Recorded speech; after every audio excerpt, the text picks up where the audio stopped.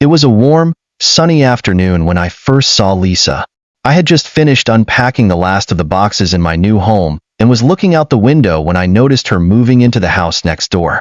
She was a woman in her late 30s with messy, shoulder-length hair, wearing a loose sundress and a smile that could almost convince you she was a friendly person. I hadn't had the chance to introduce myself, but I waved politely as I watched her drag boxes into her house. At first, everything seemed normal, like a typical neighborhood where people go about their daily lives without causing any trouble. My son, Jake, was outside playing, and I had just finished unpacking when I decided to take a break and sit on the porch. That's when I first noticed it. The laundry. Lisa had a small clothesline in her backyard, and I saw her hanging up clothes with an odd sense of urgency. I didn't think much of it at first. After all, it was just laundry. But as I looked closer, my stomach sank. She was hanging her panties out in the open, right there for anyone to see.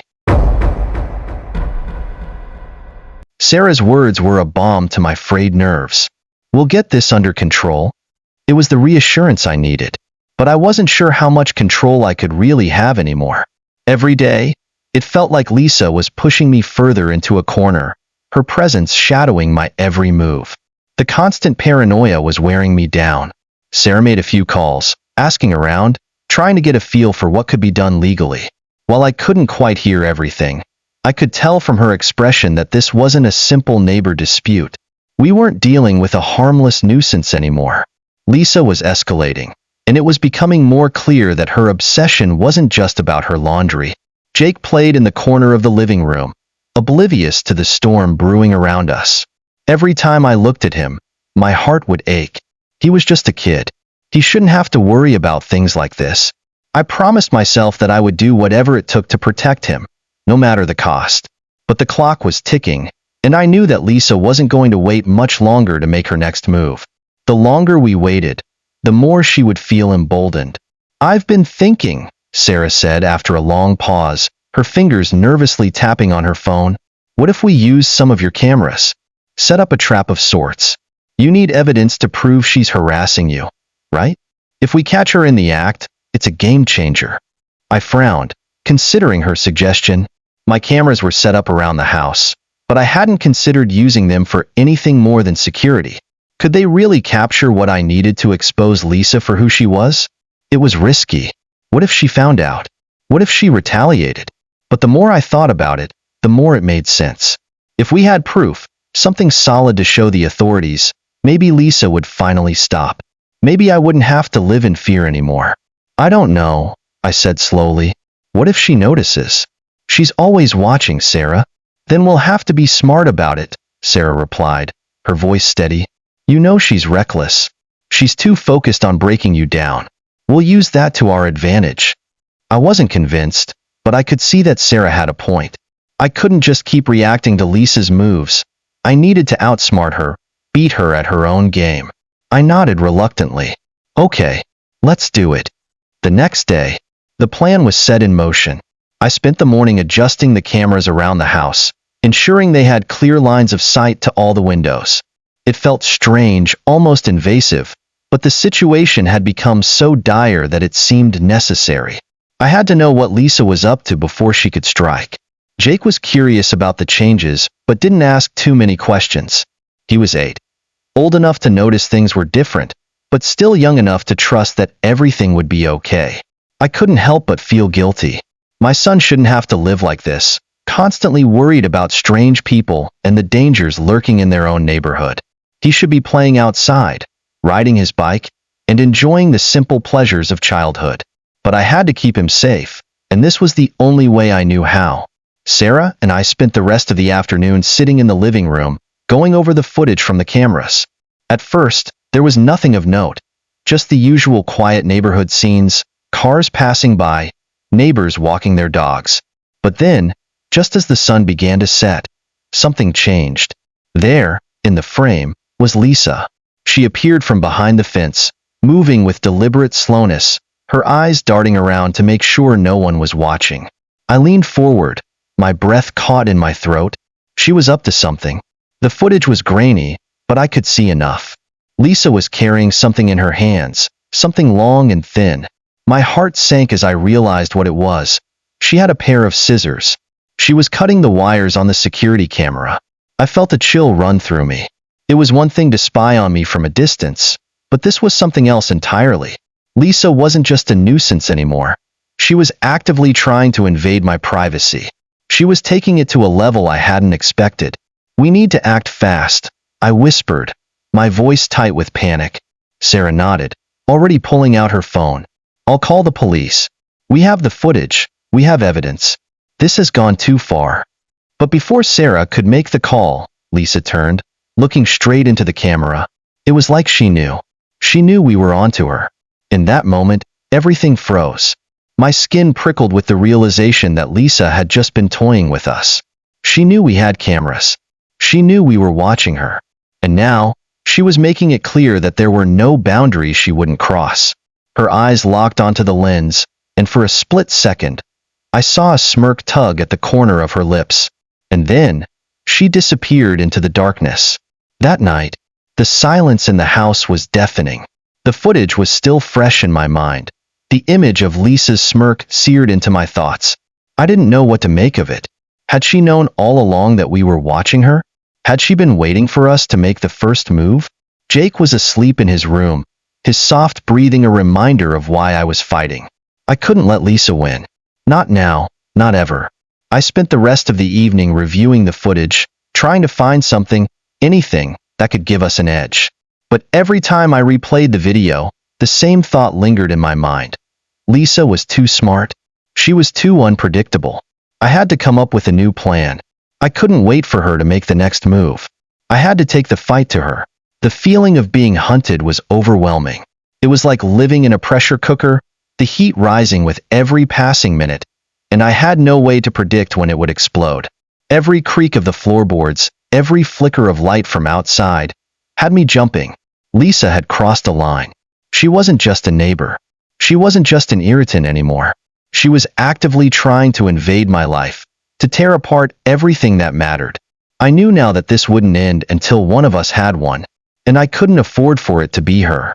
I stared at the footage from the cameras for what felt like hours, my mind spinning with ideas and plans.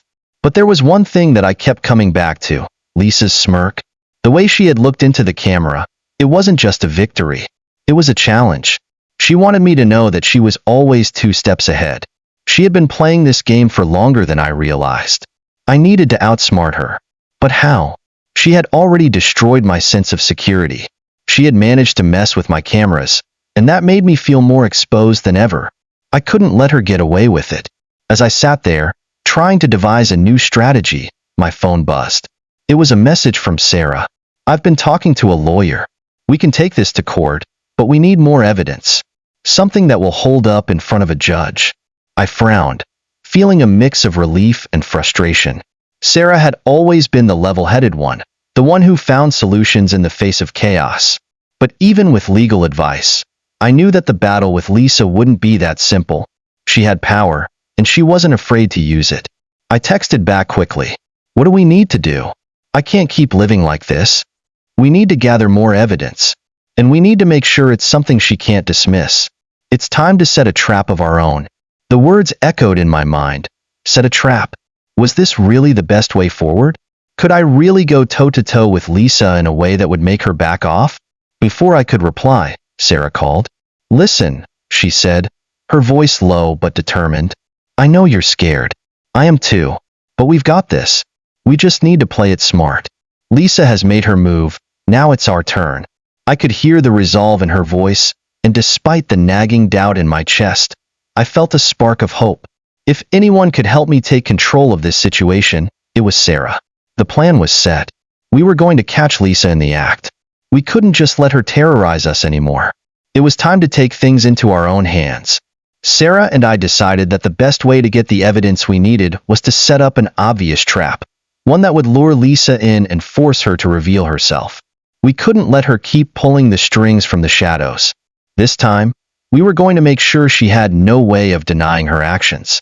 We decided to stage a scene that would be impossible for Lisa to resist. I would leave the back gate unlocked, making it look like I was distracted, and leave a visible item on the porch. Something valuable, something that would catch her eye, and tempt her to take it. It was risky. If Lisa knew we were setting her up, it could backfire. But if we were careful enough, it might just work. We would catch her in the act, and that would be the proof we needed. The night before we set the trap, I barely slept. My mind was racing with all the potential outcomes, each one worse than the last. I kept picturing Lisa's smirk, that eerie feeling of being watched, the ever-present dread that made every inch of my house feel like an open target. But this time, I wasn't going to be the victim. This time, I was taking control. The house was quiet, save for the sound of Jake's soft breathing in the next room. He had no idea what was going on, and I intended to keep it that way. He was just a child, and he deserved to be free of fear. I sat up in bed, staring at the ceiling, running through the plan again in my mind.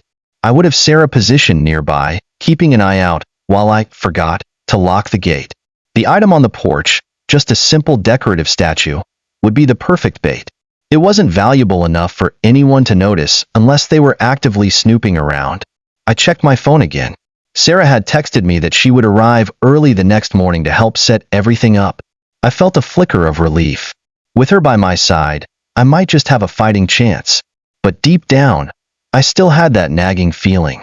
What if this backfired? What if Lisa had already anticipated this move? The next morning, I woke up to a rare sense of determination. I had a purpose today. The trap was set, and now we had to wait. There was no turning back. Jake was still asleep, and I moved as quietly as I could, trying not to wake him. I checked the back gate, making sure everything was ready. The statue was placed on the porch, right where Lisa would be able to see it. I made sure that I was wearing an old, unremarkable outfit that would blend in with the surroundings, making it less likely that Lisa would notice me lurking around. Sarah arrived shortly after I made the final checks. "Ready?" she asked, her eyes sharp, calculating. I nodded, swallowing the lump in my throat. "Ready." We waited. The minutes seemed to stretch on endlessly as we stood in silence, watching for any movement. The sun had barely risen, casting long shadows across the yard. Every time the wind rustled the leaves, my heart skipped a beat, thinking it was Lisa sneaking up on us. But then, out of the corner of my eye, I saw her. Lisa. She was standing across the street, hidden behind a tree. Her eyes locked on the statue, then flicked over to the back gate. She was waiting for the perfect moment. My heart raced. This was it. Lisa was motionless, blending into the shadow of the tree across the street. My pulse quickened as I watched her, every nerve on edge. She didn't know we were watching her. At least, that's what I told myself. I had to believe she thought this was just another careless mistake on my part, an opportunity for her to push me further. Sarah nudged me gently, her voice a whisper. "She's waiting to make sure the coast is clear. Stay calm." I nodded, my fingers trembling as I gripped the edge of the curtain. I couldn't take my eyes off Lisa. Her posture was stiff, her eyes darting back and forth like a predator calculating its next move. She was sizing up the situation, looking for weaknesses. Finally, after what felt like an eternity, she moved. Her steps were slow and deliberate, crossing the street without a sound. My heart thudded in my chest as I watched her approach the back gate. She paused, glancing over her shoulder, and for a brief moment, I thought she might turn back. But then, she reached for the gate. Click. The gate swung open. "She's in," Sarah whispered, her voice tight with anticipation. "Stay ready." Lisa crept into the yard, her movements eerily quiet. She was good at this, too good. It was clear she had done this before. My stomach churned at the thought of how many other people she had terrorized, how many other lives she had disrupted. But this time, she wouldn't get away with it. I held my breath as Lisa approached the porch. She crouched down, examining the statue with a strange intensity. It was as if she were savoring the moment, basking in the thrill of crossing yet another boundary. She reached out, her fingers brushing against the statue, and I felt a surge of anger rise in my chest. This was it. This was the proof we needed. I signaled to Sarah, and she nodded, her phone already in hand, recording everything. Lisa was so focused on the statue that she didn't notice us.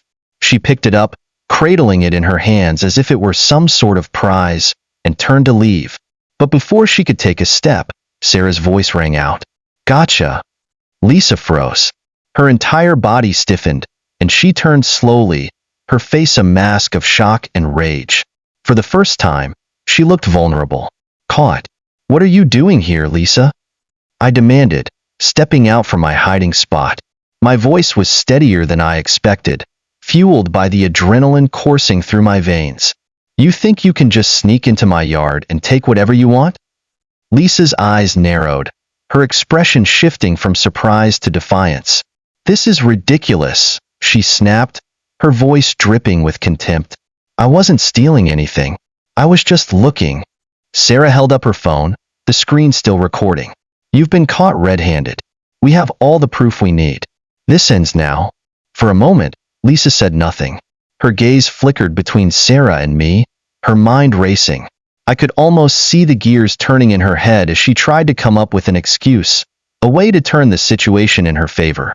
But there was no way out this time. We had her. You think you've won? Lisa hissed, her voice low and venomous. You think this is over? You have no idea who you're dealing with.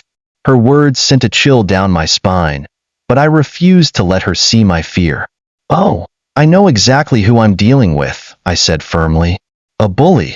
A coward who gets off on making other people miserable. But guess what? You're not in control anymore. Lisa's face twisted into a sneer, but she didn't reply. Instead, she turned on her heel and stormed out of the yard, slamming the gate behind her. I watched her go, my chest heaving with a mix of relief and lingering fear. Sarah lowered her phone, letting out a shaky breath. We did it, she said, her voice barely above a whisper. We got her. I nodded, but the victory felt hollow.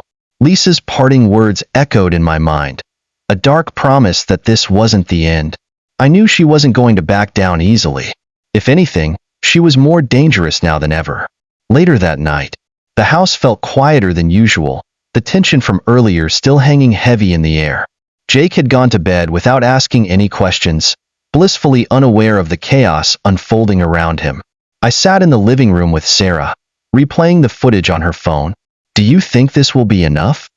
I asked, my voice tinged with doubt.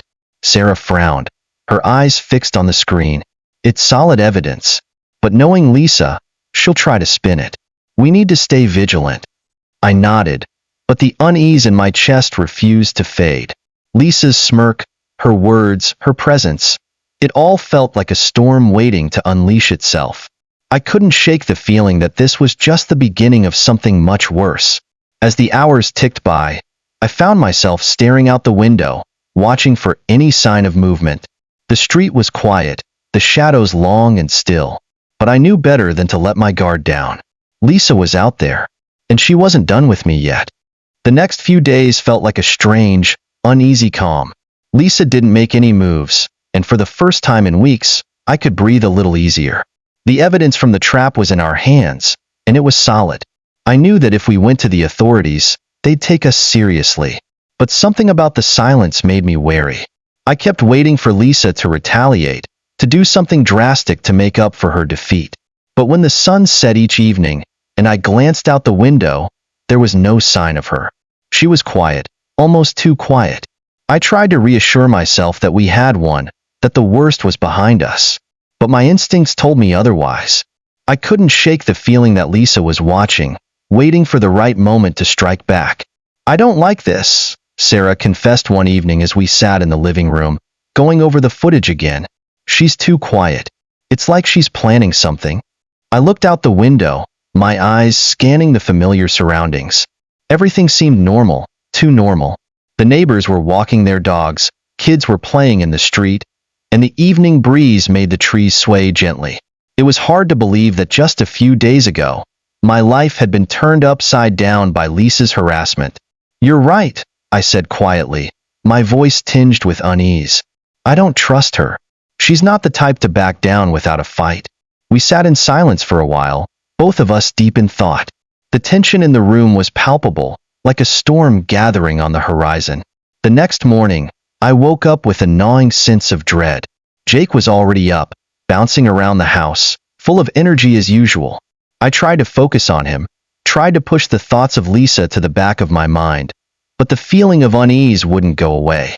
I went through my morning routine, checking the security cameras one more time, making sure everything was in order. As I sat at the kitchen table, sipping my coffee, I noticed something strange. The gate. It was slightly ajar. I froze, my heart skipping a beat.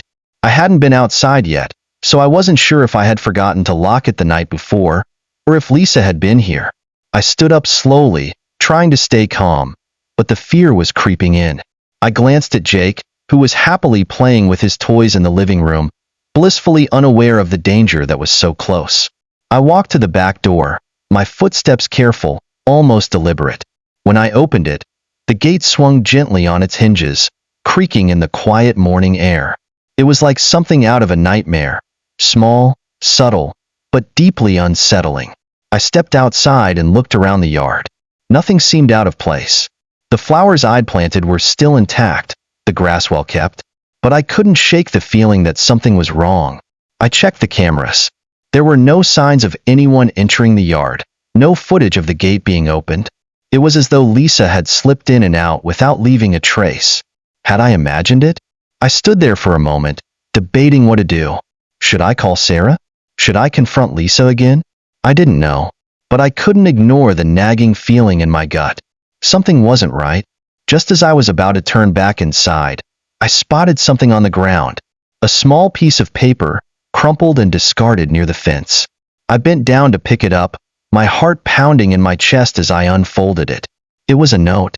The handwriting was messy, erratic, almost frantic. You think you've won? This is far from over. I know where you live. I know what you care about. And I'll make you regret ever crossing me. The words hit me like a punch to the stomach. My hands trembled as I held the note, my mind racing. Lisa had been here. She had left me this warning, this threat. I turned toward the house, the weight of the note sinking in. This wasn't just about laundry anymore. This was personal. Lisa wasn't just trying to annoy me. She was trying to break me. I rushed inside, slamming the door behind me. Jake looked up, startled by the sudden noise. Mom? What's wrong? I forced a smile, trying to mask my fear. Nothing, sweetie. Just a little windy out there. But inside, I was panicking. I couldn't let Lisa hurt Jake. I couldn't let her tear apart my life any more than she already had. I grabbed my phone and texted Sarah immediately. We've got a problem. She's making threats. I found a note outside. Within minutes, Sarah replied. I'm coming over. Stay inside, don't go out. I didn't need to be told twice. I locked the doors, double-checking the windows, my pulse racing with every step. Jake was asking questions again, but I couldn't answer him. I didn't know what to say. Just as I finished locking up, there was a knock at the door. My heart leaped into my throat. I looked through the peephole, Sarah. I opened the door quickly, and she rushed in, her face grim. What happened? I handed her the note, my voice shaky as I said, She's escalating. She's not backing off. Sarah read the note, her eyes darkening. This is bad. Really bad. What do we do now? I asked, my voice barely above a whisper. I'm scared, Sarah. I don't know how much longer I can keep this up. We take this to the next level, Sarah said firmly. We involve the police. This is harassment. This is a crime. She's threatening you now. I nodded, feeling the weight of her words settle in. This wasn't just a nuisance anymore. This was real, and I couldn't handle it alone any longer. The decision to involve the police was not one I made lightly. There was a part of me that still feared Lisa, that dreaded what might happen if I pushed too hard. But when I looked at the note again, the weight of her words sank deeper into my chest. I couldn't let her terrorize me anymore. I couldn't let her destroy the peace I had fought so hard to create. I had to fight back. Sarah and I sat in the living room, the air thick with tension as we waited for the authorities to arrive. The sound of Jake playing in the background was a strange contrast to the storm brewing inside me. He had no idea what was going on, and I was determined to keep it that way. I couldn't let him feel the fear that was slowly creeping into every corner of our home. After what felt like an eternity, the doorbell rang.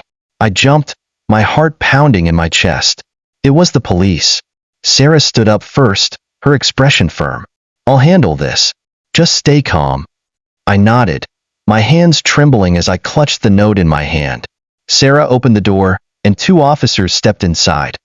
Officer Daniels, a tall man with graying hair, and Officer Thompson, a younger woman with a no-nonsense look about her. "Mrs. James?" Officer Daniels asked, his voice steady but kind. "We received your call. What's going on?" I swallowed hard, trying to steady my nerves. "It's about my neighbor, Lisa. She's been harassing me for weeks now. It started with inappropriate behavior, and now she's threatening me. I found this note outside this morning." I handed the note to Officer Thompson, who read it silently. Her expression grew more serious as she finished. "This is a clear threat," Officer Thompson said, glancing at Officer Daniels. "You did the right thing by calling us. We're going to need to take a statement from you, Mrs. James. Can you tell us exactly what's been happening?" I took a deep breath, trying to steady myself as I recounted everything that had happened over the past few weeks. The laundry hanging outside Jake's window, the intimidation, the cameras being tampered with, and finally, the note.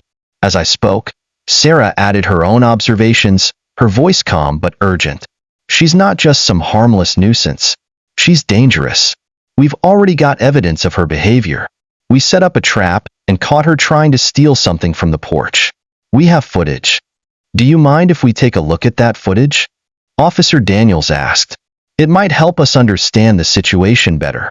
"Of course," I said, leading them to the living room where Sarah played the video from the cameras. The footage showed Lisa clearly, approaching the porch, picking up the statue, and walking off with it. It was undeniable. The officers watched it in silence, their eyes narrowing as they processed the evidence. "Okay," Officer Daniels said finally, turning to me. "This is more than enough for us to start an investigation. We'll need to visit Ms. Lisa's residence to speak with her, but we'll make sure to do this carefully. It's clear she's been escalating." A sense of relief washed over me. For the first time in a long time, I felt like I had some control over the situation. But there was a part of me that couldn't help but worry. Lisa wasn't the type to back down easily. Would the police be able to stop her? "Thank you," I said, my voice barely a whisper. "I just want this to end." "We'll do everything we can," Officer Thompson reassured me. "You've been through a lot, but we've got your back." The officers left shortly after, promising to follow up on the case. They assured me that they would keep me updated, but I knew that the next few days would be critical. Lisa wasn't going to give up without a fight. The next few days passed in a blur. The police made their visit to Lisa's house, but I didn't hear anything from them for a while. Each time I checked my phone, my heart skipped a beat, hoping for an update, but nothing came. I kept expecting Lisa to show up at my door, or worse, to find some new way to torment me. But then, one evening, just as the sun began to set, I heard a car pull up in front of my house. I looked out the window, my heart skipping a beat when I saw Lisa's car parked on the street. She wasn't hiding anymore. She wasn't waiting for a perfect moment. She was here, and she was making her presence known. I immediately texted Sarah. "Lisa's here. I don't know what she's planning, but she's not hiding anymore." Before I could send another message, there was a knock on the door. I froze. She's here. I didn't know what to do. If I opened the door, I risked provoking her. But if I ignored her, she might get even more aggressive. I glanced at Jake, who was sitting on the couch, oblivious to the storm brewing outside. My stomach churned. I couldn't let him get caught up in this. I glanced through the peephole, my breath catching in my throat when I saw Lisa standing on the other side. Her face twisted in a cold smile. The woman I had once thought of as just an annoying neighbor had turned into something far more sinister. I looked down at the note she had left me earlier, the threat still fresh in my mind. This was it. The calm before the storm was over, and the storm was about to break. The knock on the door echoed through the house like a warning bell. My heart raced in my chest, thumping against my ribcage as I stood frozen, staring at the door. I could feel the tension building, the air thick with anticipation. Lisa was on the other side, and I had no idea what she was going to do next. Jake looked up from his toys, his innocent eyes wide with confusion. "Who's there, Mom?" I forced a smile, trying to hide the anxiety that gripped me. "It's just a neighbor, sweetheart. Stay inside, okay?" Jake nodded, oblivious to the danger outside, and went back to playing. I glanced at my phone again, hoping for a message from Sarah, but there was nothing. I was alone, and Lisa was here. I slowly walked toward the door, my mind racing. Should I open it? Should I confront her now? The thought of facing her alone made my stomach twist, but I couldn't avoid it forever. I had already come so far. I had to stand up to her, once and for all. With a deep breath, I reached for the handle and opened the door. Lisa stood there, her posture stiff, her eyes narrowed in a way that made my blood run cold. She looked different now, her once confident and smug demeanor replaced by something darker. She was angry, furious, even, and she wasn't hiding it anymore. Well, Lisa sneered, her voice dripping with venom.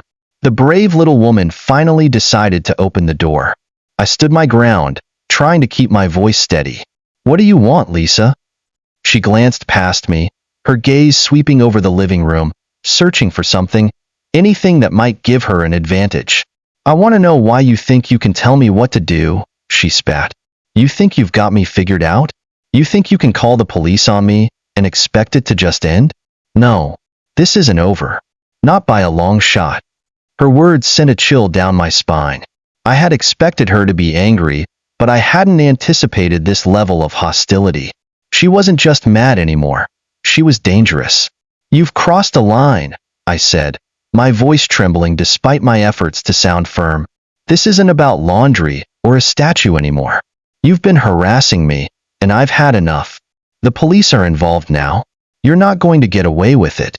Lisa's lips curled into a tight smile, but there was no humor in it. The police? Oh, sweetheart, you don't get it, do you? She took a step forward, her eyes glinting with malice. You think they can stop me? You think I'm scared of a few cops?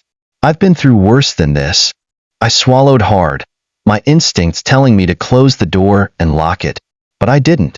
I stood there, facing her, because I knew that if I let her intimidate me now, it would only get worse.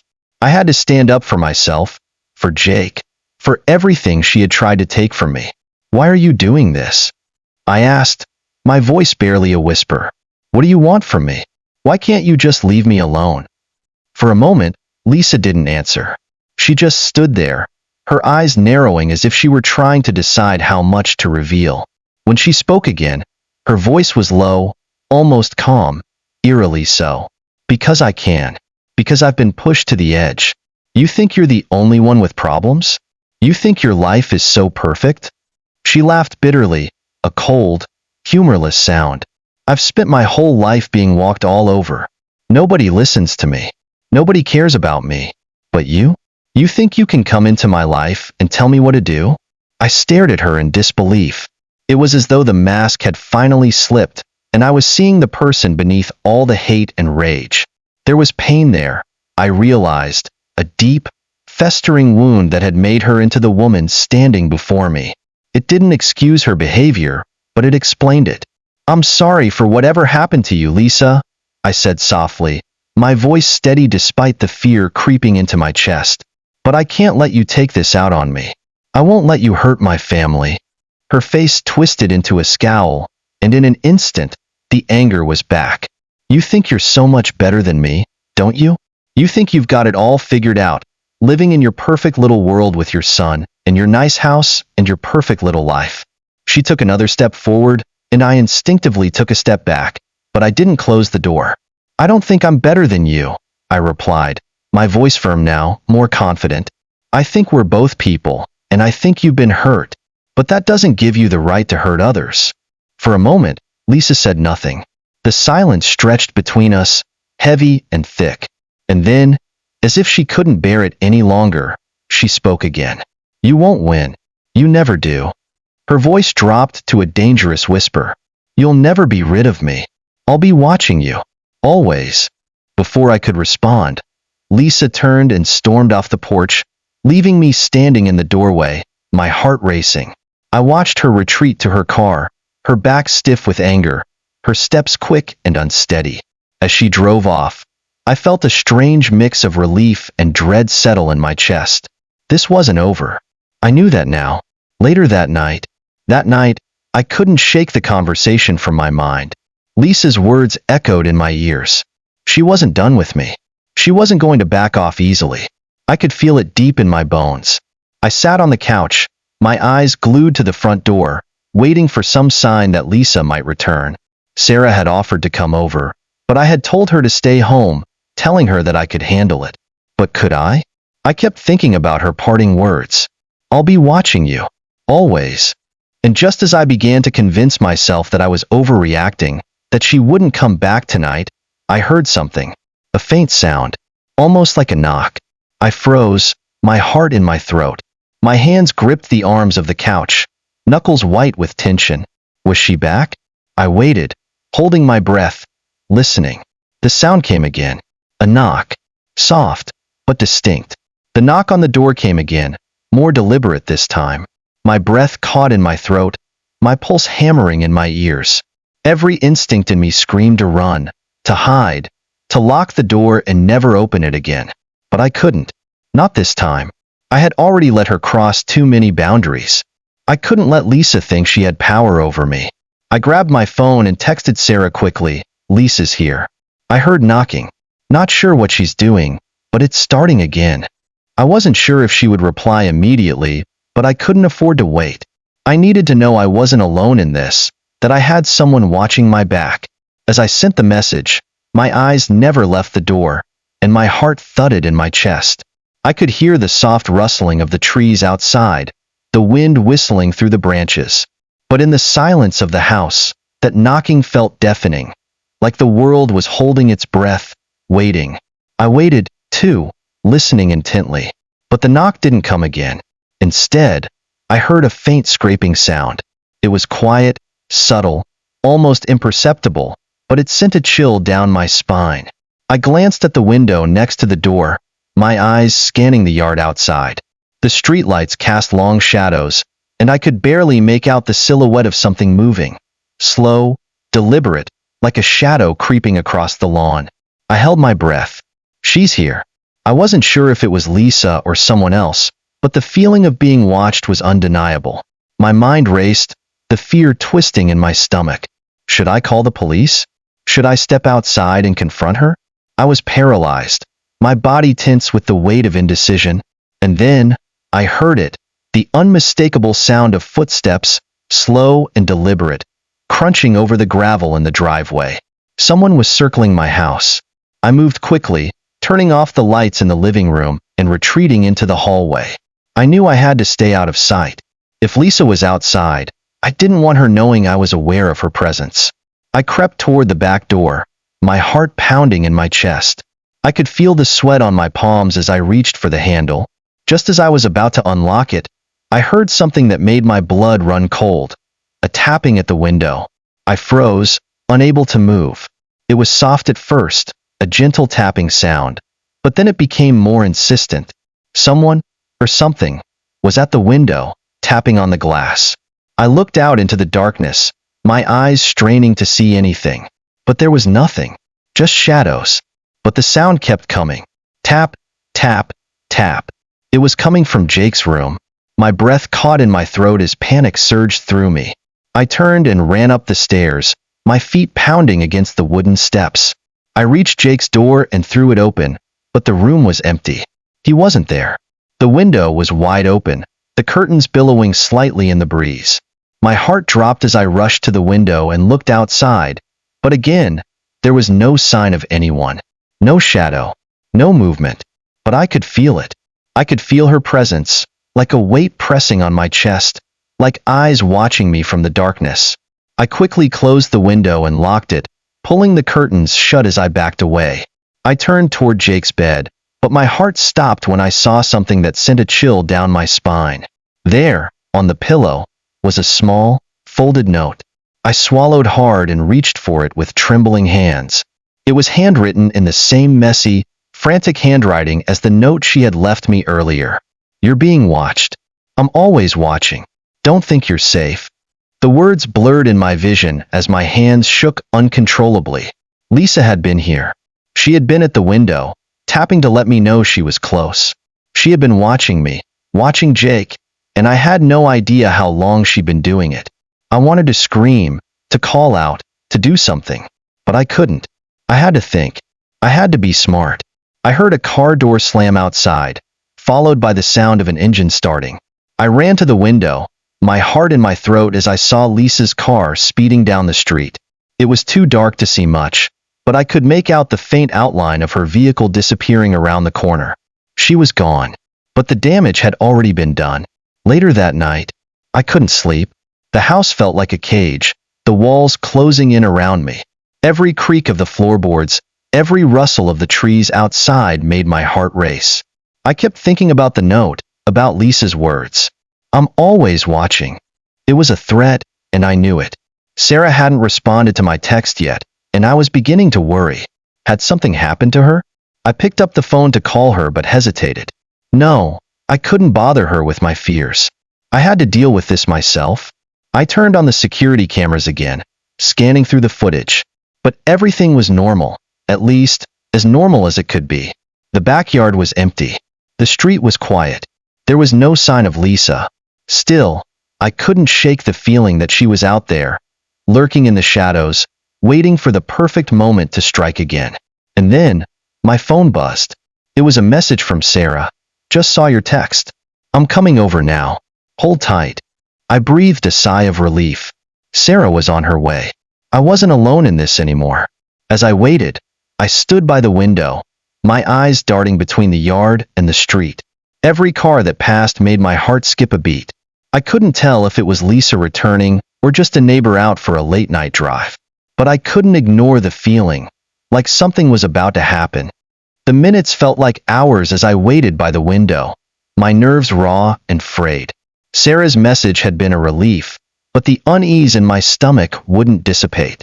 I couldn't shake the thought of Lisa, her words lingering in my mind. I'm always watching. It had become an obsession now, a twisted game that I had no idea how to play. The night had settled in deeper, the house quiet except for the occasional creak of the floorboards or the soft rustling of wind outside. I paced between the windows, my eyes scanning the street, looking for any sign of movement, any indication that Lisa was back. Suddenly, my phone buzzed again. It was Sarah, just as promised, almost there. A small sense of comfort washed over me. At least I wasn't alone. Sarah had always been the one person who stood by me, even through the toughest of times. I knew that with her by my side, we could handle whatever Lisa was planning next. A few moments later, there was a knock at the door. Soft, hesitant, but unmistakable. I rushed to answer it, eager for the company. But when I opened the door, it wasn't Sarah standing there. It was a delivery man, holding a large, flat box. "Delivery for Mrs. James?" he asked, a polite smile on his face. He was a stranger to me, and the box seemed oddly out of place. I wasn't expecting a delivery," I replied, trying to hide my confusion. "What's in the box?" He shrugged. "I don't know. The address is yours. It's marked as urgent." I hesitated for a moment, but then took the box from him, closing the door quickly behind me. I glanced at the return address, but it was a generic warehouse label, with no other identifying details. I was about to rip it open when I remembered Sarah. She was on her way, and I didn't want to get caught up in anything else. I decided to wait until she arrived. The doorbell rang moments later, and I rushed to answer it, relief flooding through me when I saw Sarah standing on the porch, her face tense but determined. "Is everything okay?" she asked as soon as she stepped inside, her eyes scanning the room quickly. "I'm not sure," I replied, showing her the mysterious box. "This just showed up, and I didn't order anything." Sarah's eyes narrowed. "That's weird. Are you sure it's for you?" I nodded, still uneasy. "The delivery guy said it was urgent, but I don't know. Something about it feels off." "Let's open it," Sarah suggested. She had a sharp instinct when it came to things like this, and I trusted her judgment completely. We carefully slit the tape on the box, both of us holding our breath as we pulled back the cardboard flaps. Inside, there was a small, folded bundle of fabric. I reached in, my fingers trembling as I pulled it out. The moment I unfolded it, I froze. It was a pair of women's underwear, the same shade of pale pink as the ones I'd seen hanging outside Lisa's house. My blood ran cold, the realization dawning on me like a punch to the gut. This wasn't a random delivery. This wasn't an innocent mistake. Lisa had sent this, no doubt about it. I dropped the underwear back into the box, my hands shaking violently.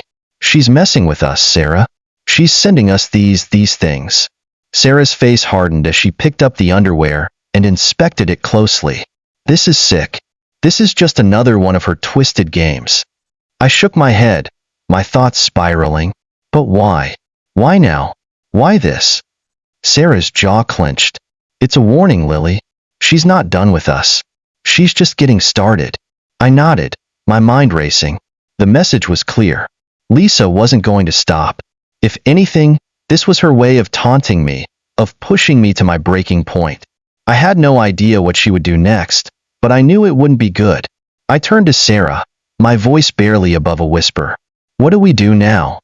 For a long moment, Sarah didn't answer. She just stared at the box, her eyes flicking between the underwear and the room around us. Finally, she sighed and put a hand on my shoulder. We take control. We don't let her think she can intimidate us anymore. We need to go to the police with this, Lily. This is evidence. We can't let her get away with it. I nodded, swallowing hard. The fear that had taken root in my chest was now mixed with anger. How dare she do this? How dare she invade my space like this? But there was something else in me, too. Something stronger. A sense of determination that I hadn't felt before. Lisa had tried to break me. She had tried to drive me to the edge, to push me into fear and submission. But I wasn't going to let her win. We'll go to the police, I said, my voice steadier now. But I don't think we can just wait for them to fix it anymore. I need to do something. Sarah raised an eyebrow. What do you mean? I'm going to confront her, I said firmly. I'm going to end this, once and for all. The night felt colder as Sarah and I drove through the streets toward Lisa's house.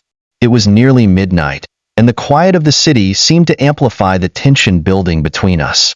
The headlights cut through the darkness, but my mind was elsewhere, consumed by thoughts of what would happen when we got there. I hadn't told Sarah everything. I hadn't told her about the plan that had started to form in my mind. The plan to finally stand up to Lisa in a way she wouldn't forget. When we arrived at Lisa's house, everything seemed eerily quiet. There were no lights on, no sign of movement, but I wasn't fooled. I knew Lisa was in there. I could feel her presence like a dark cloud hanging over the street. I turned to Sarah, my eyes steely with resolve. Stay here. Watch for any signs that she might be home. If anything goes wrong, call the cops. She hesitated but nodded, her expression wary. Be careful, Lily. She's dangerous. I know, I whispered, but I've had enough. I stepped out of the car, my breath catching in the cold air. The night seemed to close in on me as I walked up to Lisa's front door, every step a challenge. But I was determined. I had to do this. I reached the door, my hand hovering over the knocker. Just as I was about to strike it, I heard a noise, something scraping at the side of the house. My heart skipped a beat. I wasn't alone. The scraping sound came again, louder this time, followed by the sound of someone breathing. A cold shiver ran down my spine as I froze in place, my hand still hovering over the knocker. I couldn't see anyone, but the presence was unmistakable. I quickly ducked to the side of the porch, pressing myself against the wall to stay out of sight. My heart pounded in my chest, each beat like a drum, echoing in my ears. I took slow, shallow breaths, trying to steady myself, but the fear was undeniable. Was it Lisa? Was she watching me right now? Or was there someone else? I waited, listening carefully. The silence that followed felt too thick, too heavy. The scraping sound had stopped, but I could hear faint footsteps now, slow and deliberate, crunching softly on the gravel of the driveway. I glanced around the corner, my eyes searching for movement. And there, standing in the shadows of her porch, was Lisa. She was watching me. I could feel her eyes on me, even though I couldn't make out her face clearly. But there she was, standing in the dark, as if she had been waiting for this moment, waiting for me to come to her. My breath caught in my throat, and for a moment, I hesitated. But then, the anger I had been holding in for weeks surged up inside me. I couldn't back down now, not after everything she had done. I stepped out of the shadows and into the dim light, facing her directly. Lisa, I said, my voice shaking but strong. I know you're here. I'm done hiding from you. For a long moment, there was nothing but silence. Lisa didn't move, didn't speak. She simply stood there, staring at me with that same cold, calculating gaze. I could feel the tension building between us, the air crackling with hostility. And then, finally, she spoke. You really think you can stand up to me? Her voice was low, almost a whisper, but it carried in the night air, as if each word was meant to pierce through me. You think you can just march up here and demand respect from me? I took a deep breath, forcing my voice to remain steady. You've crossed a line, Lisa. What you've done to me and my son. This isn't a game anymore. It's harassment, and it's sick. Lisa's lips curled into a bitter smile. Sick? You think I'm the one who's sick? You think I'm the one who's messed up? She took a step forward, her voice growing louder with each word. I've spent my whole life being invisible, being ignored, being walked all over. But not anymore. Not with you. I narrowed my eyes. That's not an excuse, Lisa. You've hurt me. You've hurt my son. This needs to stop. She scoffed. Oh, poor little Jake. What does he even know about life? Huh? You think he's so innocent, so untouched by the world? You're fooling yourself. He's just as much a part of this mess as you are. My chest tightened at her words, but I refused to let her see my fear. He's a child, Lisa. He's not a part of this. She laughed, a harsh, mocking sound that sent a chill down my spine.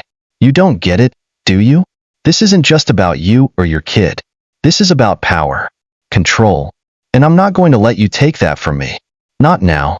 Not ever. I took a step back, my mind racing. She wasn't going to listen to reason. She wasn't going to back down. I had hoped, even for a moment, that there was a chance she might understand, but it was clear now that wasn't going to happen. Her eyes flashed with something dark and dangerous, and I realized, with a sinking feeling, that this wasn't going to end with words. She wasn't going to walk away, not until she had one. I turned quickly, glancing back at the car where Sarah was waiting. I could feel the weight of the situation pressing down on me, and I knew I needed to act fast. Sarah, I shouted, hoping she could hear me. Get ready to call the police. Lisa's eyes flickered toward the car, and before I could react, she moved, fast and vicious, like a predator closing in on its prey. She shoved me, hard, and I stumbled back, crashing against the side of the house. The impact knocked the air from my lungs, and I gasped, trying to regain my balance. I had barely caught my breath when she was on me again, grabbing my arm and twisting it painfully. You think you can scare me? You think I care about the police? She hissed, her grip tightening. You have no idea what I'm capable of, Lily. My vision blurred with pain, and for a moment, I felt completely powerless. But I refused to let her have the upper hand. Not again. Not anymore. With every ounce of strength I had left, I shoved her away, breaking free from her grip. I staggered back, my heart racing, my body trembling with adrenaline. Lisa stared at me, her face twisted in fury, but I could see it now. There was something more in her eyes, something darker. She wasn't just angry. She was unhinged. Before I could make another move, I heard the sound of tires screeching in the distance. It was Sarah, speeding down the street toward me. The car screeched to a halt in front of Lisa's house, and Sarah jumped out, her phone already in hand. I'm calling the police, she shouted, her voice sharp and commanding. Lisa looked at us, a furious sneer forming on her face. You think you're going to win this? You think you can stop me?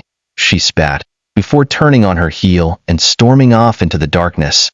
I stood there, breathless, as I watched her disappear into the night.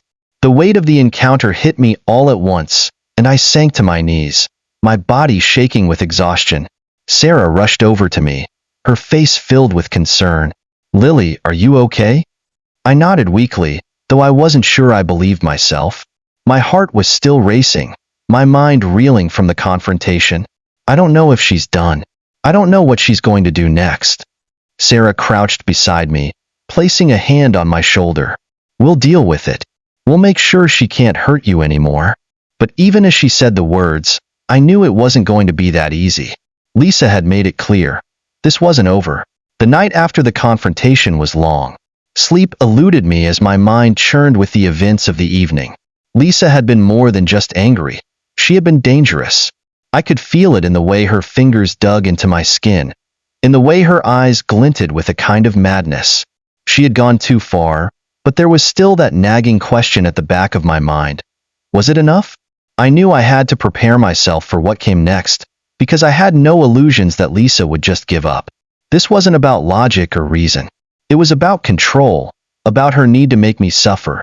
But I wasn't going to let her win. By morning, I felt more exhausted than I'd ever felt in my life. I barely had the energy to make breakfast for Jake, my 8-year-old, who was still blissfully unaware of the chaos that had unfolded the night before. I watched him eat his cereal, his eyes bright and full of innocence, and I hated that Lisa had managed to even touch that piece. I knew I had to do something. Something more than just wait for the police to step in.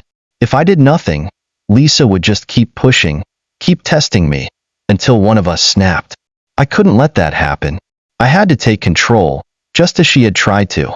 My phone buzzed on the counter, snapping me out of my thoughts. It was Sarah. Lily, are you okay? I'm really worried about you. If she tries anything again, we need to have a plan. I quickly typed back, I'm fine, just tired. But we need to figure out how to stop her. I can't keep doing this. As soon as I sent the message, I felt the weight of it all pressed down on me again. I couldn't keep letting Lisa intimidate me, but I couldn't keep running from her either. I was still in the kitchen, lost in thought, when Jake came up to me, his small hand tugging at my sleeve. Mom, are we going to see Mrs. Lisa again today? His voice was innocent, but I could see the confusion in his eyes. I took a deep breath, kneeling down to his level, so I could look him in the eye. Not today, sweetheart, I said softly. Mrs. Lisa is taking a break for now. You don't have to worry about her. Jake nodded, but I could tell he wasn't convinced. He was smart for his age, and I could see the questions building up inside him. But Mom, why does she keep putting her underwear outside? Why does she keep looking at our house? He asked, his voice tinged with the raw innocence that only an 8-year-old could have. I forced a smile, even though the truth hurt. People do strange things, buddy. But it's okay. We're going to be just fine. I watched him walk off, but my heart sank. Lisa had already started to affect Jake's sense of security, and I couldn't allow that. I couldn't let him live in fear because of her actions. He needed to feel safe, and I had to make sure of it. I couldn't wait any longer. The police were taking their time, and Lisa wasn't going to sit idle. I needed to act now. Later that day, by the afternoon, I had made up my mind. I was going to confront Lisa, this time on my terms. I had thought about it all night. What I needed to say, how I would stand my ground, how I could make it clear to her that I wouldn't be intimidated anymore. I didn't want to scare Jake again, so I asked Sarah to come with me. I needed her there for backup, both emotionally and physically. Lisa wasn't going to get away with what she had done. When we reached Lisa's house, I felt my heart pounding in my chest, but I didn't let it show. I was done being afraid. I was done running. We walked up to the front door, and I knocked firmly, 3 loud raps that echoed in the still air. The door opened slowly, and Lisa appeared, her expression unreadable. For a moment, neither of us spoke. It was as if she was sizing me up, waiting to see if I would back down, waiting for me to show any weakness. But I didn't. I don't want to play your games anymore, Lisa, I said, my voice steady despite the nerves gnawing at my insides. This needs to stop. You've made it clear that you're not going to leave me or my son alone. But I'm done with you. Lisa narrowed her eyes, crossing her arms. Oh, really? You think you can just waltz in here and tell me what to do? I didn't flinch. You crossed a line last night. You physically pushed me. You've invaded my privacy, harassed me, and made me and my son feel unsafe. I'm not going to stand for it anymore. Lisa's lips twisted into a mocking smile, but I could see the flicker of uncertainty in her eyes. She hadn't expected me to stand up to her. She thought she could control me, manipulate me into staying quiet and afraid. But I had a different plan now. You think the police are going to protect you, she sneered. They won't do anything. You're just a nuisance to them. I took a step forward, standing tall. I'm not here to rely on the police, Lisa. I'm here to tell you, face to face, that I'm done. If you try anything again, I'll make sure the whole neighborhood knows exactly what you're doing. I'll make sure the police know what you're capable of." Lisa stiffened, but I could see something change in her expression. There was a crack in her confidence, a moment of hesitation. She didn't expect me to fight back. She didn't expect me to threaten her in return. But I wasn't bluffing. I wasn't just talking about police reports or restraining orders anymore. I had a plan, one that involved taking back control of my life, my home, and my son's safety. Lisa's mouth opened, but before she could say anything else, Sarah stepped forward, her voice sharp. "You've pushed her far enough, Lisa, and if you keep it up, we won't be quiet about it. We're done with your games." There was a long silence between us, thick with tension, as Lisa looked from me to Sarah and back. Her hands trembled slightly, a flicker of doubt now crossing her face. But then, with a final huff, she stepped back from the door, slamming it shut with a sharp bang. I exhaled slowly, my heart racing, but I stood tall. It was done. I had made it clear. We weren't afraid anymore. The days that followed felt strangely quiet. For the first time in what felt like weeks, I slept through the night, undisturbed by the sounds of Lisa's antics or my own growing anxiety. The confrontation had taken a toll on both of us, but something in me had shifted. I wasn't just fighting back anymore. I had taken control. Jake seemed calmer too. He still asked questions about Mrs. Lisa from time to time, but the way he asked them had changed. He wasn't confused anymore. He wasn't scared. He trusted that I would protect him, and I wasn't going to let him down. Sarah and I had been in contact frequently, discussing the next steps, what to do if Lisa showed up again, how to get the authorities involved if necessary. But for the moment, the streets around us were quiet, and Lisa had disappeared into her house, almost as though she had retreated, waiting for the right moment to strike again. I knew it wasn't over. It couldn't be.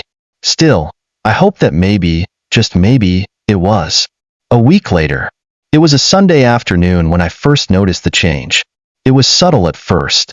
I had been out in the garden with Jake, raking leaves, when I saw it. A glimpse of something fluttering in the wind. My heart skipped a beat as my eyes shot to Lisa's porch. There it was again. Her laundry, flapping in the breeze. I froze, staring at the familiar sight of her underwear, hanging from a line right in front of our window. The same flags of disrespect, waving in the wind like they belonged there. "Mom." Jake's voice was soft, pulling me from my trance. He was standing by my side, his small hand clutching mine. "Why is Mrs. Lisa still putting her underwear outside?" I glanced down at him, feeling the familiar surge of anger rise inside me. It had been a week, a full week of peace. I had thought that maybe she had learned her lesson, but Lisa was nothing if not stubborn, and it seemed like she was determined to get under my skin again. I squeezed Jake's hand gently. "It's okay, sweetheart. Let's go inside for now." As we turned to head into the house, I couldn't shake the feeling that this was just the beginning. Something told me Lisa wouldn't stop here. Her need to control, to instill fear in me, was too strong. She wouldn't let me have this peace without a fight. I quickly pulled the curtains shut, not wanting to give her the satisfaction of knowing I had noticed. I didn't want Jake to see it, and I didn't want to let Lisa think she had the upper hand. But inside, my mind was racing. I couldn't just sit back and wait for her to escalate again. I needed to make a plan. As the evening crept in, I sat at the kitchen table, my mind swirling with thoughts of what to do next. Sarah had suggested we try reaching out to her again, but I wasn't sure that was the right move. After our last conversation, I doubted Lisa would listen to anything I had to say.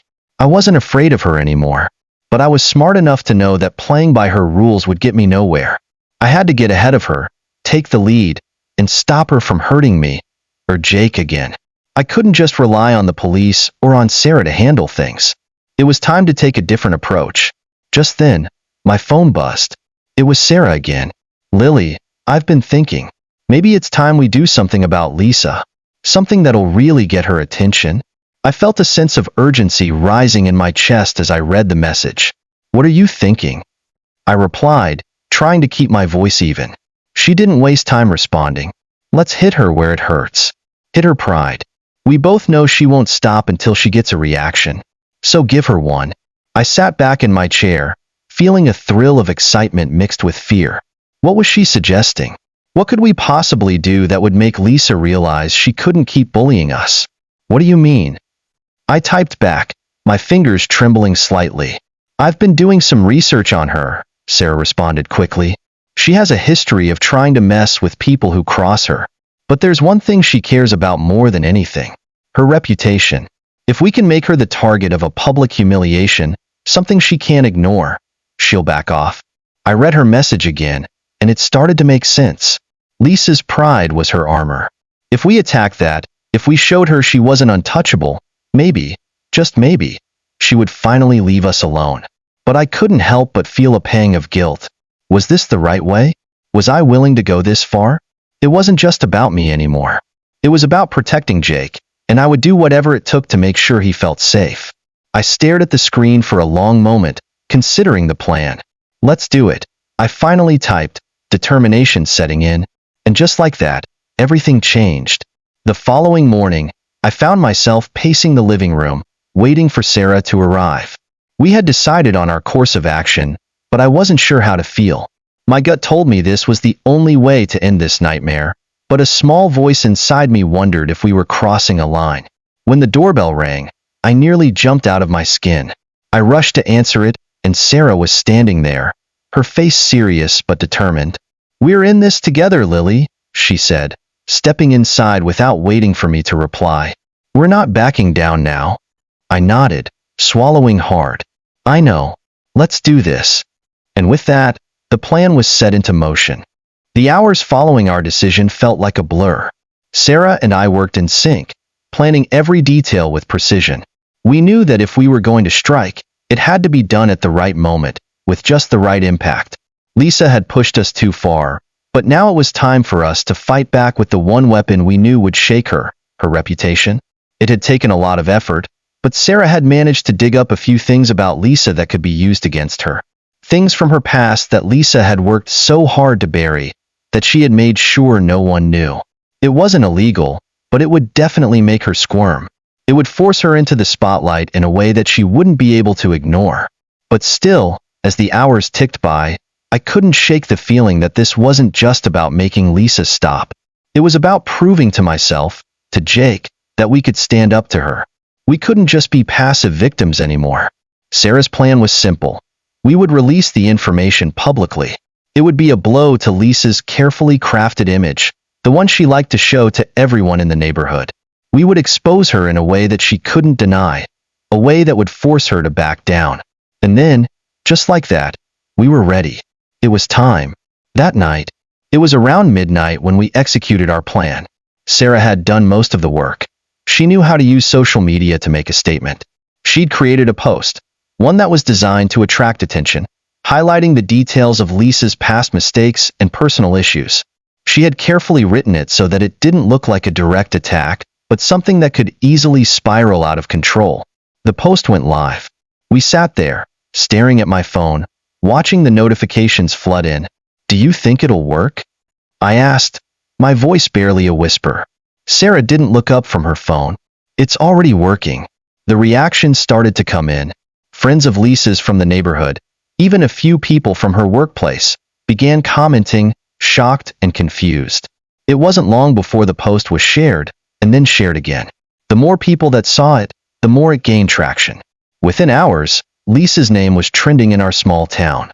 People were talking, sharing their opinions, speculating about what it all meant. It was just the beginning, but I knew that by the time the morning came, Lisa would have a lot of explaining to do. But we weren't finished yet. We had one more step to take. The next morning, I woke up to the sound of my phone buzzing incessantly.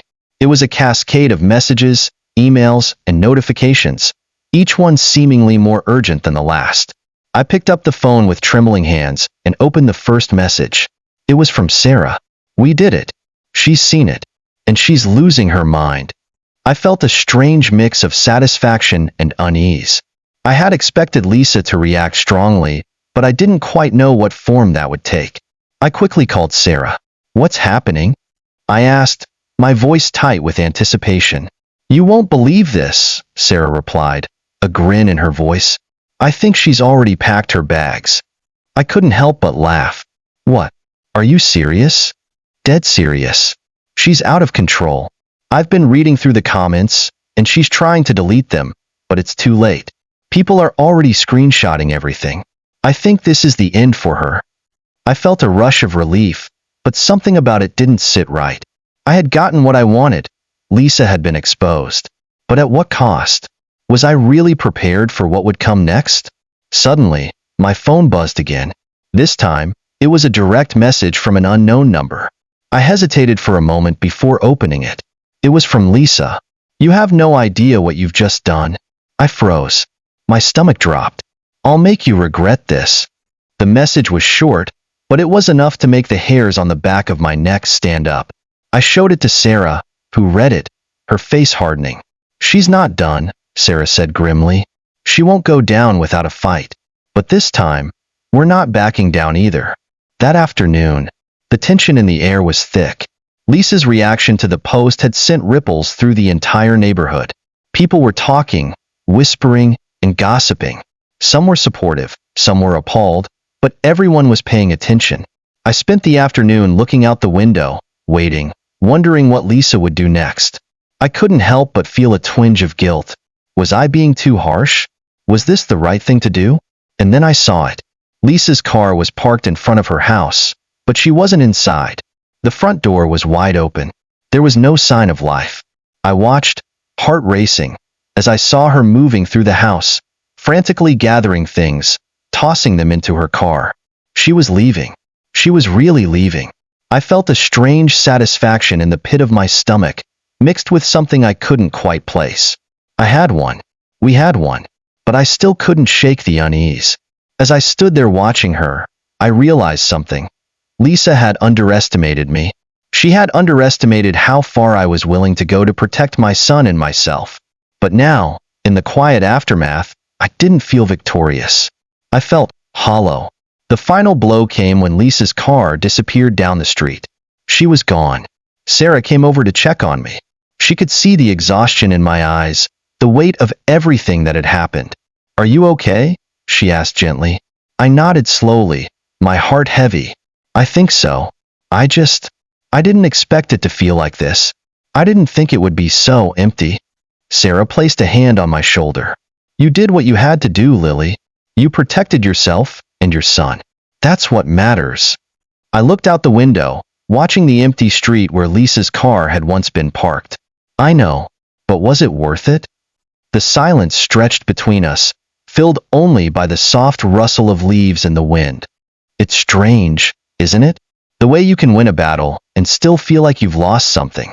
I thought that once Lisa was gone, once she left us alone, I would feel relief, peace, even.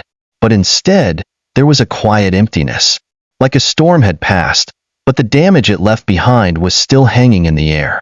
Sarah could tell something was off. She had been with me through it all, and despite her bold words, despite the plan we executed so perfectly, I knew she could see that I wasn't as triumphant as I should have been. Hey, Sarah said softly, sitting next to me on the couch. It's okay to feel this way.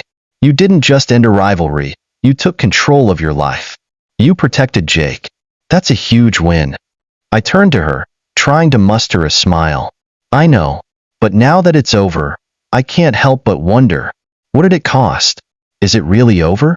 Or did I just make things worse? She looked at me, her eyes full of understanding. I get it, but you're stronger than you think. And now you've shown yourself, and Jake, that you won't let anyone walk all over you. I nodded, trying to absorb her words. It wasn't that I doubted them. It was just hard to shake the feeling of guilt that had settled in my chest. Sure, Lisa had crossed so many lines. She'd hurt me, hurt Jake, and I had made sure she knew I wouldn't stand for it.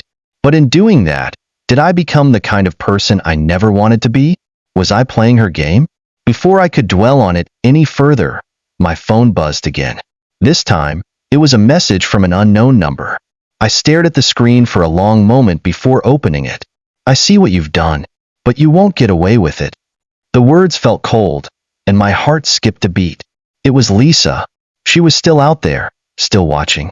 Her message was like a reminder that even though she was physically gone, her presence would haunt me for a while longer. "She's still at it," I muttered, showing Sarah the message.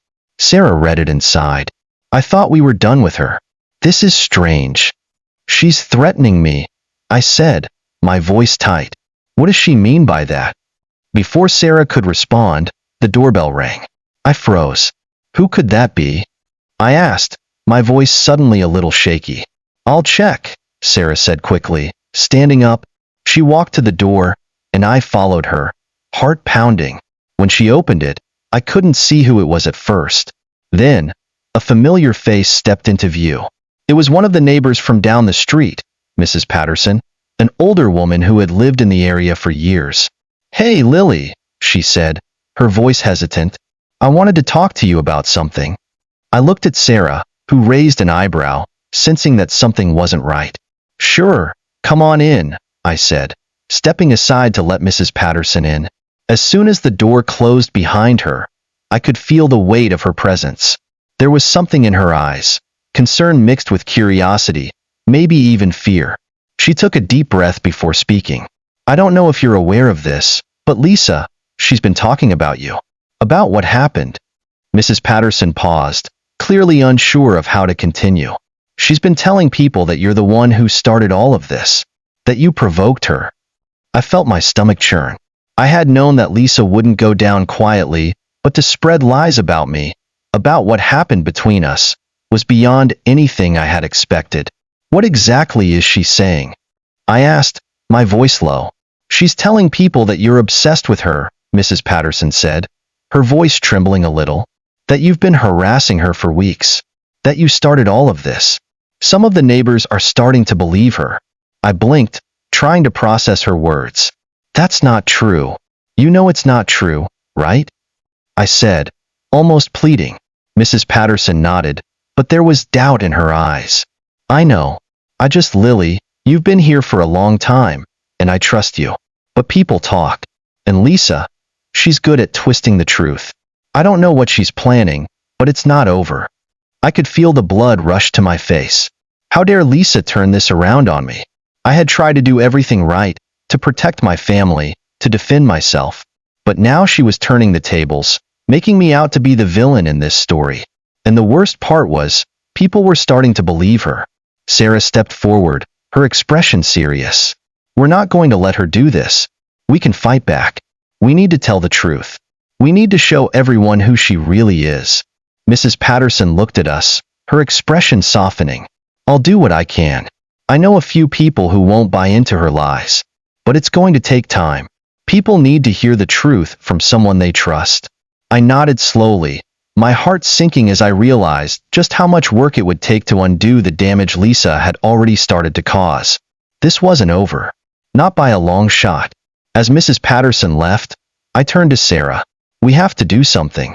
We can't let her turn everyone against us." "We will," Sarah said, determination in her voice. "But first, we need to make sure we're prepared for whatever she throws at us next."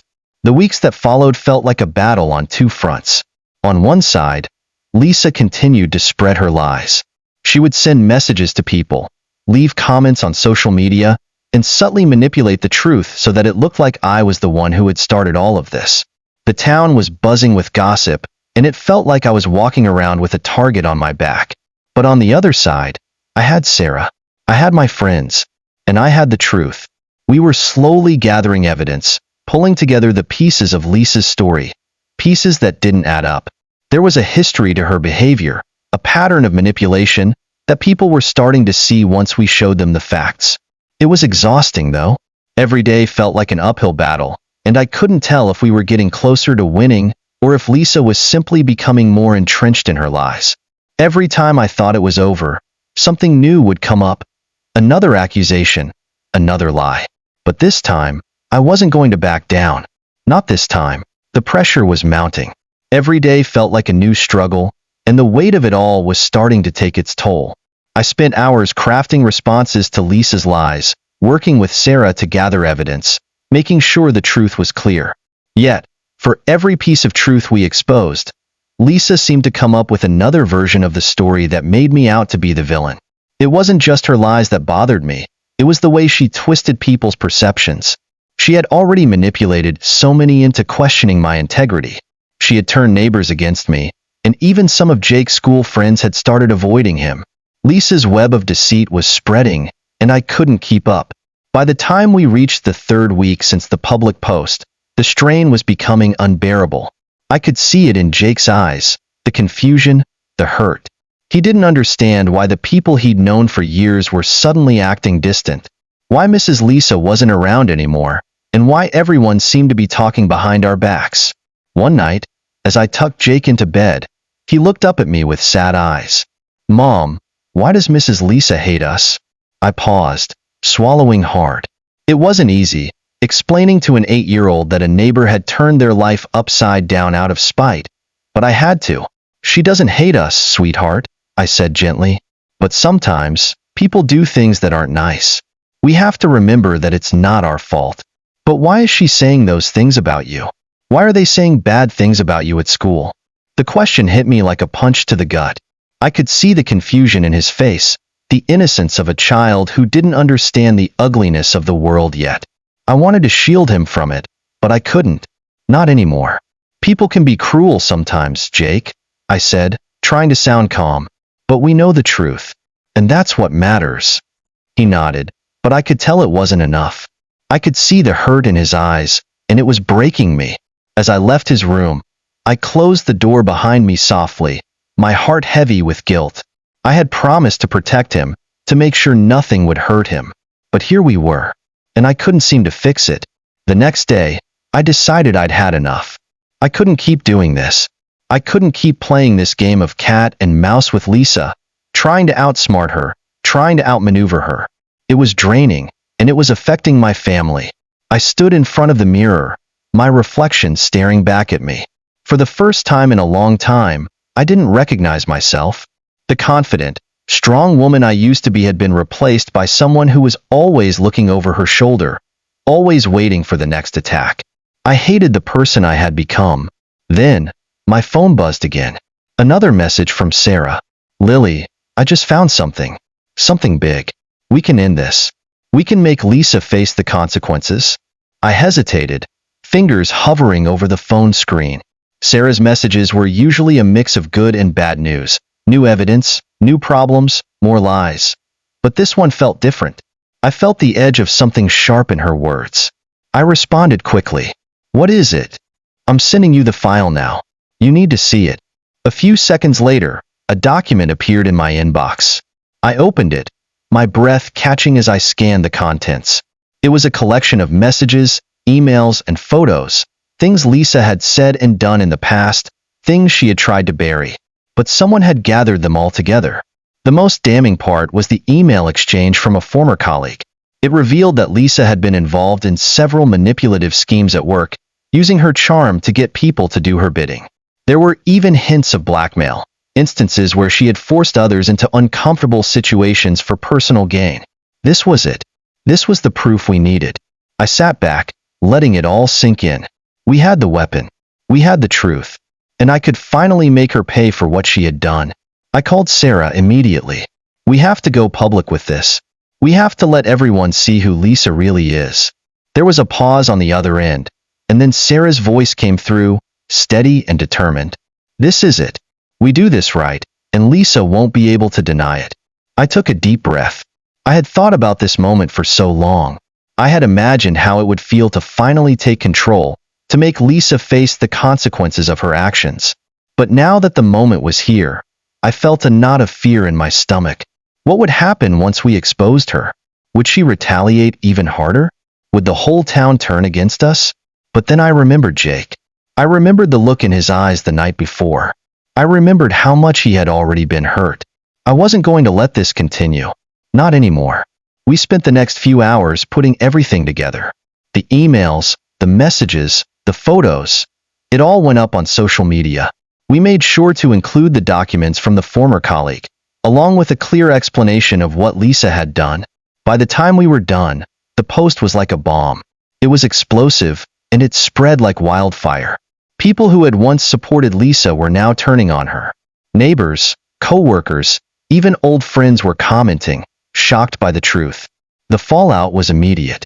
Within hours, Lisa's social media accounts were flooded with angry comments. People who had once trusted her were demanding explanations.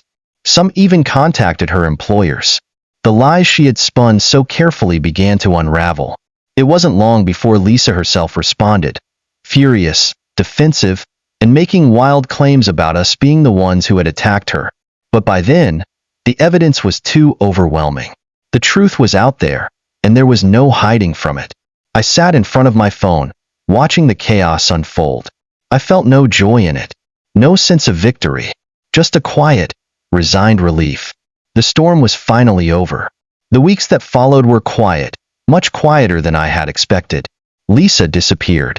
Her house was put up for sale, and she was gone from the neighborhood before I even had time to process it all. The public backlash against her had been severe, and her reputation, what little remained of it, was shattered. But there were no cheers, no celebrations. All I had left was the certainty that I had protected my family, that I had done what I needed to do, no matter the cost. Jake and I found a new rhythm in our lives, one without the constant fear of Lisa's presence. It wasn't perfect, but it was ours. And for the first time in months, I felt like I could breathe again.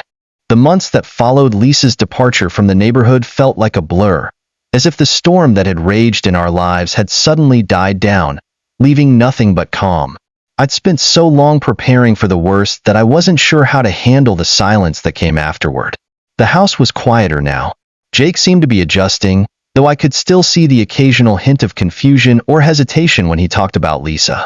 I never spoke her name around him anymore. He had enough to deal with without me dragging her ghost into our lives. At school, the rumors had finally died down. Jake was playing with his old friends again, and though things would never be quite the same, I could see his confidence slowly returning. He had been through something no child should have to experience, but he was resilient, like I always knew he was. But for me, it was a different story. I had been consumed by the need to protect Jake, to take down Lisa, and to set things right. Now that it was over, I didn't know what to do with myself. I spent my days going through the motions, tackling chores, catching up on work, trying to keep everything moving forward. But something was missing. There was an emptiness that I couldn't shake, a feeling of not knowing who I was anymore. I had been so focused on survival that I hadn't realized how much of myself I had left behind.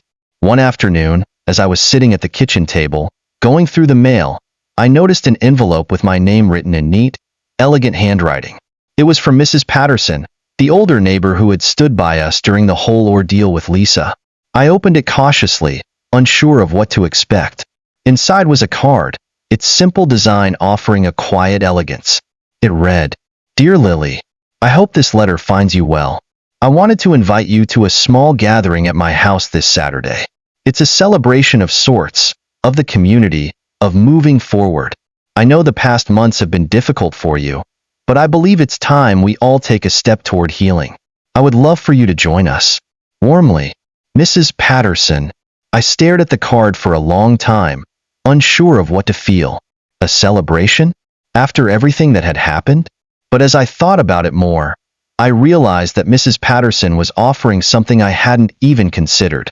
An opportunity to heal. A chance to reconnect with the community that had been torn apart by Lisa's lies.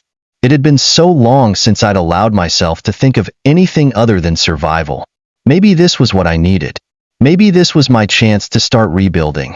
Not just my life, but my sense of self. Saturday came quickly, and I found myself standing in front of Mrs. Patterson's house, feeling out of place in my own skin. The small, quiet street felt foreign now, even though it was the same one I'd walked down every day for years. It wasn't just the memories of Lisa that haunted me. It was the way everything had changed. I had been so focused on protecting Jake that I hadn't realized how disconnected I had become from everything else. I knocked softly on the door, and Mrs. Patterson opened it with a warm smile, her silver hair glowing in the afternoon light. "Lily, I'm so glad you could make it," she said, pulling me into a gentle hug. "Please come in." I stepped into the cozy living room, where a few familiar faces were gathered, people I hadn't spoken to in months, Some I hadn't even seen since before all of the drama with Lisa. There was a quiet, tentative atmosphere at first, but as the conversation began, it slowly warmed. Mrs. Patterson poured me a glass of iced tea, and we sat down with a small group of neighbors. It was strange at first, the conversations feeling awkward and forced. But slowly, as we talked about the weather, the local news, and the simple things that once connected us, the tension eased. It was a small victory, one that I wasn't sure I was ready to accept, but one I knew I needed. As the afternoon stretched into evening, I found myself standing outside on Mrs. Patterson's porch, gazing out at the street. The quiet hum of the neighborhood, the sound of kids playing in the distance, the rustling of leaves in the wind. It felt almost normal again. I wasn't sure how long I stood there, lost in my thoughts, when I heard footsteps approaching. I turned to see Mrs. Patterson walking toward me with a soft smile on her face. "You know," she said, her voice gentle, "you've been through a lot, and you've handled it with more grace than anyone I know. But it's okay to let go now. It's okay to start living again." I blinked, surprised by the weight of her words. I had been so consumed with taking care of everyone else, Jake, the house, the neighbors, that I hadn't even realized how much of myself I had sacrificed. It wasn't just Lisa who had taken from me. It was the way I had allowed everything to consume me, to make me lose sight of who I was and what I wanted. "I don't know how to start," I admitted quietly. Mrs. Patterson smiled knowingly. "It's not about starting over, Lily. It's about letting yourself heal, letting yourself breathe again. You've already come so far. You've survived. Now, take the time to rebuild what you've lost along the way." Her words hit me hard. I had spent so long fighting, so long trying to fix everything that had been broken, that I hadn't even realized the most important thing.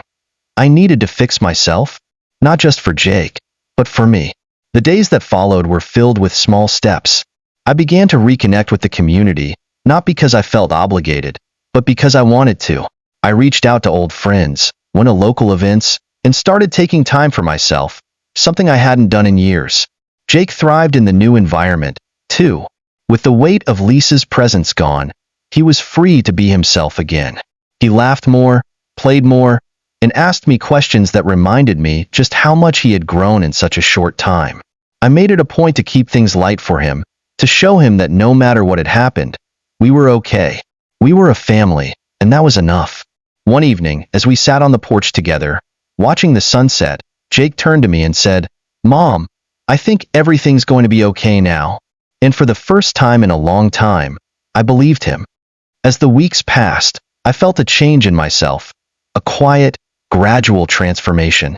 The intense, almost obsessive focus on Lisa and her reign of terror had faded, and in its place, I was learning to live again. I wasn't just surviving anymore. I was finding joy in the small things. It was the little things that made all the difference now. The way the sunlight streamed through the windows in the morning, the sound of laughter from the kids playing down the street, and the simple peace of walking to the mailbox without looking over my shoulder. I hadn't realized how much I'd been living in fear, how much I'd been holding my breath, until now. Jake, too, seemed to be in a better place. He was back to his usual self, the lively, curious boy I remembered. His friends were coming over again, and I didn't hear him asking about Lisa anymore. It was like that chapter of our lives had closed, and we were moving forward. But I couldn't ignore the nagging feeling in the back of my mind that things weren't completely settled. Lisa had left, but her legacy lingered. The people in the neighborhood, those who had once rallied around her, still looked at me with a mixture of pity and suspicion. They didn't know the full truth.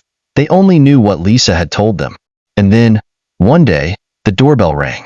I wasn't expecting anyone, and when I opened the door, I found a familiar face, one I hadn't seen in months. It was Sarah. "Hey, Lily," Sarah said, her face a little drawn, her usual energy replaced with something more cautious. "Can I talk to you for a minute?" "Of course," I said, stepping aside to let her in. My heart skipped a beat. I hadn't heard from her much recently. We'd been in touch over the phone, of course, but not in person. And there was something about the way she was standing there that made me uneasy.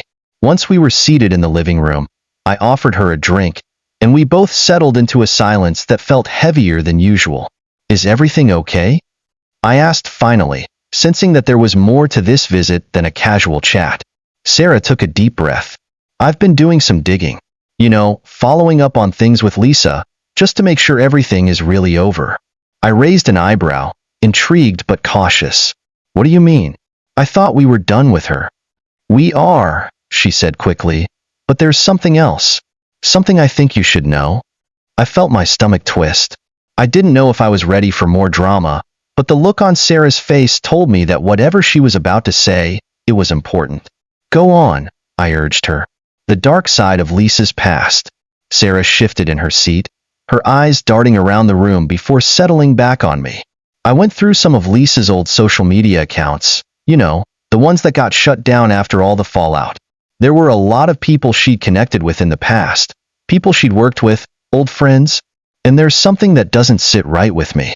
I leaned forward, my interest piqued. There's a pattern, Sarah continued. Lisa's not just a manipulator. She's been involved in some really shady stuff for years. She's done this before. Moved into a new place, got close to people, made them trust her, then caused chaos before moving on to the next town. There are rumors of people she's hurt along the way, people she's targeted for their own gain. My mind raced. What do you mean, targeted? She uses people, Sarah said, her voice low. She's done it to so many people, Lily. And it's not just in your neighborhood, it's a pattern. She isolates them, gets them to trust her, then turns on them when they're vulnerable. I found stories from other neighborhoods, other towns where she's lived. The same thing keeps happening. I felt the blood drain from my face. This wasn't just some personal vendetta or random cruelty. This was calculated. Lisa had been running a pattern of manipulation and destruction all along, using her charm to take advantage of people and move on once she'd ruined them. I looked at Sarah, trying to process everything she was saying. So, you're telling me she's done this before? To other people? And we were just the next victims? Exactly, Sarah confirmed. And I think there's more. I think she's still out there, still pulling strings. She hasn't stopped, Lily. She's just biding her time, waiting for the right moment to strike again. I leaned back in my chair, trying to absorb the weight of Sarah's words. It was hard to fathom that Lisa was capable of such cold, calculated manipulation. We had thought that her departure marked the end of this nightmare, but it seemed we were wrong. The more I thought about it, the more I realized that Sarah was right. Lisa had a history, a dangerous one, and it wasn't over. But what could we do? The authorities had already dismissed her actions as personal grievances, nothing more than petty neighborhood disputes. Lisa had been clever in covering her tracks, in making sure that she left no tangible evidence behind. It would be hard to prove anything at this point. Yet I couldn't shake the feeling that Sarah was right. We couldn't just let Lisa slip away into the shadows, especially if she was planning to do this again. But how could we stop her? How could we prevent her from destroying more lives, like she'd done to ours? What are you suggesting we do? I asked, my voice barely a whisper. Sarah's eyes darkened. We need to expose her again. But this time, we go public in a way she can't ignore. We bring the truth to light, the full truth about her past, everything we've found, and we do it before she can hurt anyone else. I felt a rush of determination. Sarah was right. It was time to stop playing defense. It was time to take the fight to Lisa before she could do any more damage. In the days that followed, I couldn't shake the sense of urgency that Sarah had ignited in me. The idea of Lisa continuing to wreak havoc, hiding in the shadows, was something I could no longer accept. I had fought so hard to protect my family, to keep Jake safe, but this felt different. It wasn't just about defending ourselves anymore. It was about preventing someone like Lisa from hurting more people. Sarah and I spent hours researching, piecing together the fragments of Lisa's past. We reached out to people who had crossed paths with her, some of whom were still angry about the damage she had caused. Every story we uncovered added to the horrifying picture of the kind of person she was. Lisa's manipulations weren't limited to just our neighborhood. They stretched far and wide, affecting families, communities, and people's reputations in ways that were still unfolding. We were meticulous, collecting screenshots, documents, and stories from those who had suffered under her reign of chaos. The more we found, the more I realized just how deep Lisa's web of deceit went. She hadn't just been causing drama in our small corner of the world.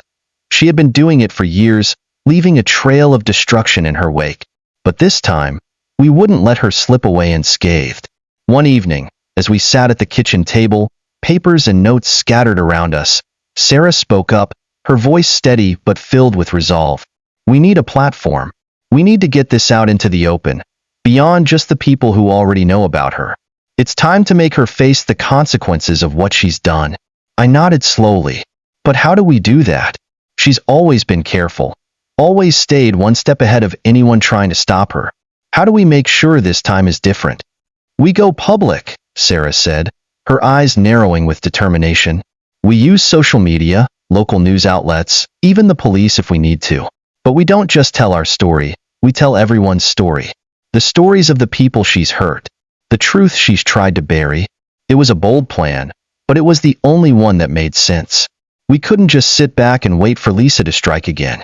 We needed to expose her for who she truly was, and we needed to do it before she could silence anyone else. But there was a risk. If we went public with the full extent of her manipulations, Lisa could retaliate. She could twist the truth, just as she always had, and paint us as the villains in this story. I couldn't let that happen, especially not with Jake still so young and impressionable. I had to be careful. We had to be careful. The next step was crucial. We couldn't do this alone. We needed the support of the people who had been affected by Lisa's behavior, those who had witnessed her manipulations firsthand. I reached out to several of the neighbors who had been part of our lives during the worst of it, and soon enough, a small but determined group of people came together, each one with their own painful story to share. Some of them were hesitant at first, unsure if they wanted to dredge up the past. But as we spoke, as we reminded them of what Lisa had done to their lives, their resolve strengthened. They knew this wasn't just about us anymore. It was about protecting others from falling victim to Lisa's lies. Among the group, there was Mark, a local journalist who had once lived in the neighborhood before Lisa's antics had driven him away. He had been writing for a small independent paper at the time, and had always been a quiet observer of the chaos that Lisa had stirred up. He was the one who offered the idea of a public expose, a way to bring everything to light and give Lisa no place to hide. I've seen people like her before, Mark said. They thrive in the dark, where they can manipulate people without consequence. But once the truth is out, once the light is shining on them, they lose their power. His words gave me a sense of hope. If we could shine that light on Lisa, she wouldn't be able to escape. The truth had a power of its own. After weeks of preparation, we were ready.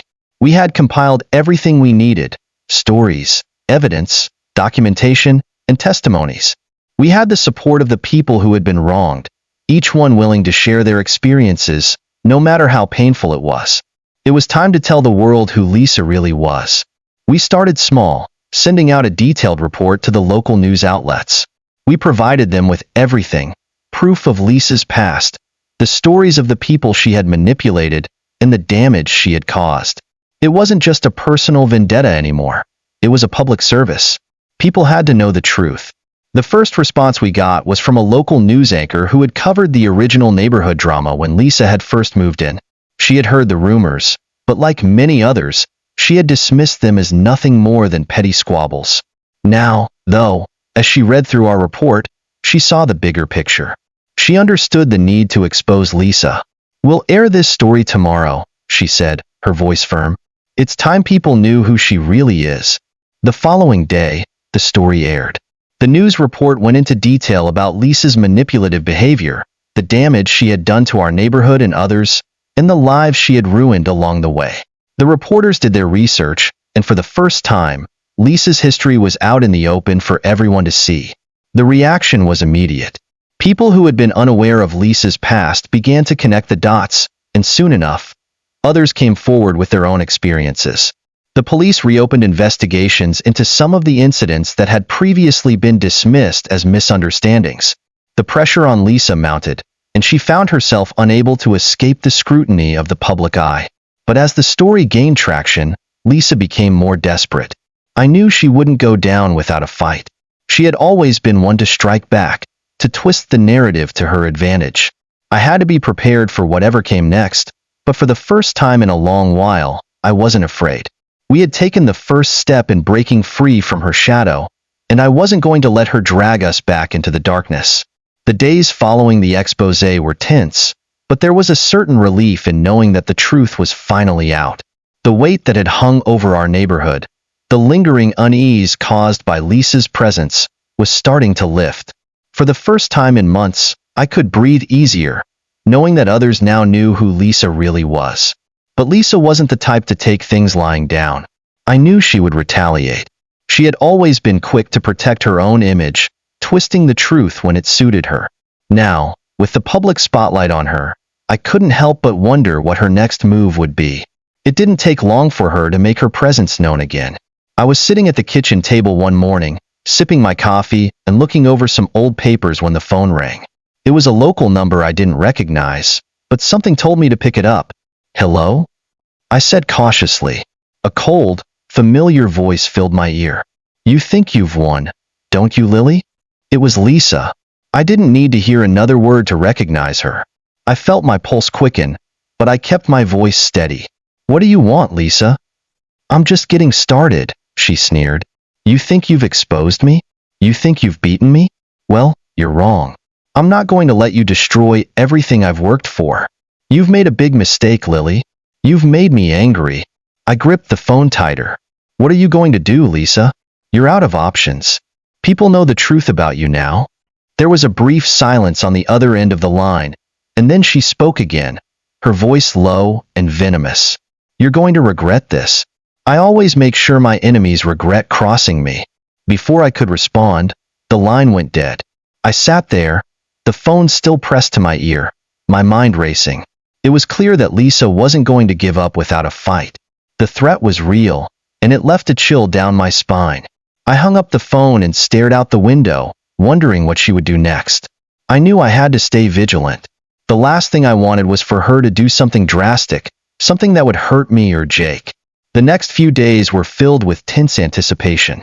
I found myself looking over my shoulder more often, checking the locks on the doors and windows, and keeping a close eye on Jake.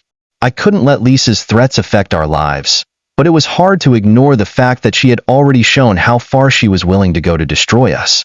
Then, one evening, just as I was about to tuck Jake into bed, I received an unexpected knock at the door. I opened it to find a police officer standing there, his expression grave. "Are you Lily Harris?" he asked. "Yes, that's me," I replied, my heart beginning to race. "We need to talk about an incident involving your neighbor, Lisa Buchanan. I'm afraid it's urgent." My blood ran cold. Lisa, what had she done now? The officer came inside, and we sat down at the kitchen table. He explained that they had received an anonymous tip about Lisa's activities, and it seemed that she had been involved in some highly questionable actions that went beyond the drama with our neighborhood. "They've been tracking her for some time now," the officer explained, "and we've discovered that she's been using a series of fake identities online, contacting people in different neighborhoods and cities, trying to manipulate them into doing things for her. We're talking about everything from financial scams to emotional manipulation. It's not just you, Mrs. Harris. She's been targeting people all over the area." I stared at him in shock. I had known Lisa was dangerous, but this was something I hadn't expected. She wasn't just causing drama. She was involved in criminal activity. "What does this mean for her?" I asked, my voice trembling slightly. "It means we're looking at a much larger case now," the officer said. "And it also means we need your help, Lily. You've already provided some key evidence, but we need you to testify. We need to build a solid case against her so that she can't hurt anyone else." I sat there in stunned silence, my mind spinning.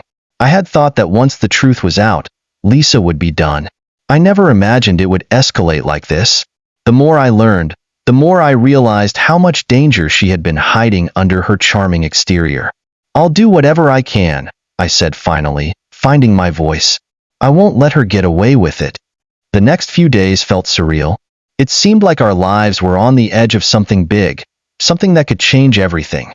I worked closely with the police, providing them with all the evidence we had gathered. Lisa's online activity, her manipulations, the testimonies of those she had hurt. All of it was being compiled into a case that could potentially take her down for good. But just as things started to fall into place, Lisa disappeared. She wasn't returning calls, wasn't showing up at her house. The neighbors noticed it first. Her car was gone, and her mailbox began to overflow. At first, we thought she might be laying low, waiting for the heat to die down. But then the officer came to visit again, and the news was worse than I had feared. "She's gone," he said grimly. "We think she skipped town." The news hit hard. Lisa had vanished. It was clear that she had planned her exit for a long time. She had ties in multiple cities, fake identities, and resources that allowed her to disappear without a trace. I felt a pang of frustration and helplessness. After all we had been through, after everything we had done to expose her, she had slipped through our fingers again. But this time, there was no going back. The police had mobilized a team to track Lisa down, but as the days passed, I couldn't help but wonder, would they be able to catch her before she hurt someone else? I turned to Sarah, who had been with me through it all, and said, "We have to keep pushing. We can't let her win. She might be hiding, but we'll find her. We have to." As the days turned into weeks, the feeling of unease settled into every corner of my life. Lisa had vanished, but the damage she had caused wasn't something that would fade with her disappearance. In fact, it only made the whole situation worse. I knew that wherever she had gone, she was still out there, somewhere, lurking in the shadows, just waiting for the right moment to strike again. The police were working tirelessly to track her down. They had access to her social media accounts, and they were scouring every lead they could find, but Lisa had always been one step ahead of them. She had a way of vanishing when the walls closed in on her. And it wasn't just the authorities who were looking for her. Her web of lies had been exposed, and the people she had manipulated, neighbors, old friends, former colleagues, were all too eager to find her, too. I couldn't let go of the fear that she would return. The last thing I wanted was for Lisa to resurface and try to ruin my life all over again. One evening, as I sat at my desk, sorting through the piles of paperwork that had accumulated over the last few months, I noticed an unfamiliar notification pop up on my screen. An email had arrived. The subject line simply read, "We know where she is." My heart skipped a beat. I stared at the screen for a long moment, trying to decide whether or not to open it. It could be a prank, or worse, it could be a trap set by Lisa herself. But my curiosity got the best of me, and I clicked on the email. The message was short and cryptic. "Lisa is in Greenville. She's hiding with someone who used to work with her. If you want to find her, you need to act fast." No name, no details about the sender.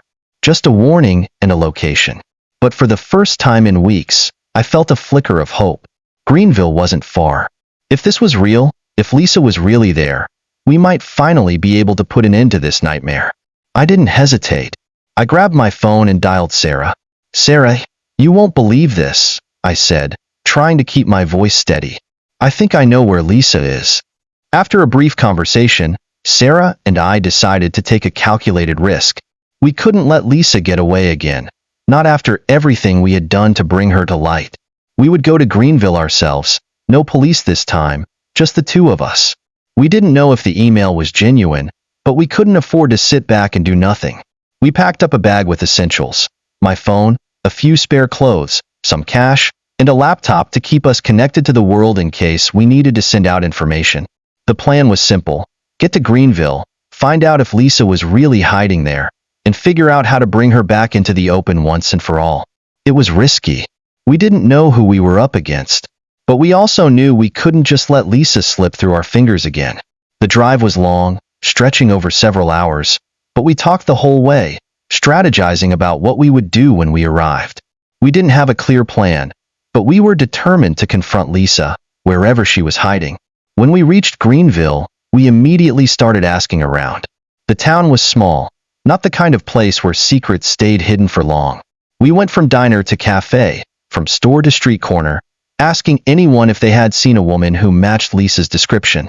The people we spoke to were kind enough, but no one had seen her.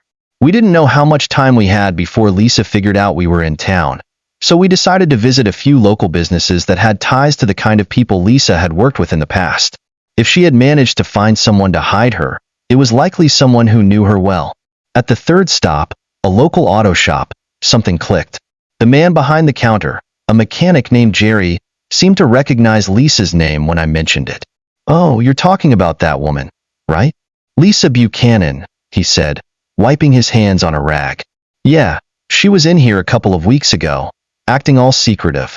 I didn't think much of it at the time, but now that you mention it, I think she was looking for a place to stay." I felt a surge of excitement, but I didn't want to get ahead of myself. "Do you know where she went?" I asked, trying to keep my voice calm. Jerry scratched his chin. "I heard she was staying with someone on the outskirts of town. A guy named Rick. Used to work with her at some office in the city. Haven't seen him in a while, though." Rick. The name didn't ring any bells, but it was a lead. We thanked Jerry and left the shop, our hearts racing with anticipation. The outskirts of Greenville were quiet, filled with old houses and empty lots, but we had no time to waste. We had to find this Rick, and we had to find him fast. As we drove further out of town, the landscape began to change. The homes grew more isolated, the streets less traveled. It felt like we were driving into the unknown. And then we saw it. A small, run-down house tucked away behind overgrown trees. It didn't look like much, but there was something about it that made my heart race. Something told me we were getting close. Sarah and I parked the car a little distance away and walked the rest of the way, our footsteps muffled by the grass beneath us. As we approached the house, we saw a man standing on the porch. It was Rick. I motioned for Sarah to stay back, and I took a step forward, trying to keep my voice steady. "Rick?" I called out. "We need to talk." He looked up, his expression guarded but not hostile. "What do you want?" he asked, his voice rough. "We know about Lisa," I said, trying to keep the urgency out of my voice. "We know she's here. We need to find her." Rick's eyes flickered with something I couldn't place. Then, without warning, he turned and disappeared into the house, leaving us standing there, unsure of what to do next. I felt my heart race as Rick disappeared into the house, leaving us in stunned silence. The air around us seemed to grow heavier, and I could sense Sarah's tension beside me. We had been chasing leads for weeks, and now, finally, we were standing at the threshold of what could be the end of this long, exhausting pursuit. But something about Rick's sudden retreat made me uneasy. He wasn't panicking, nor was he acting overtly aggressive. It was as if he was trying to buy himself time.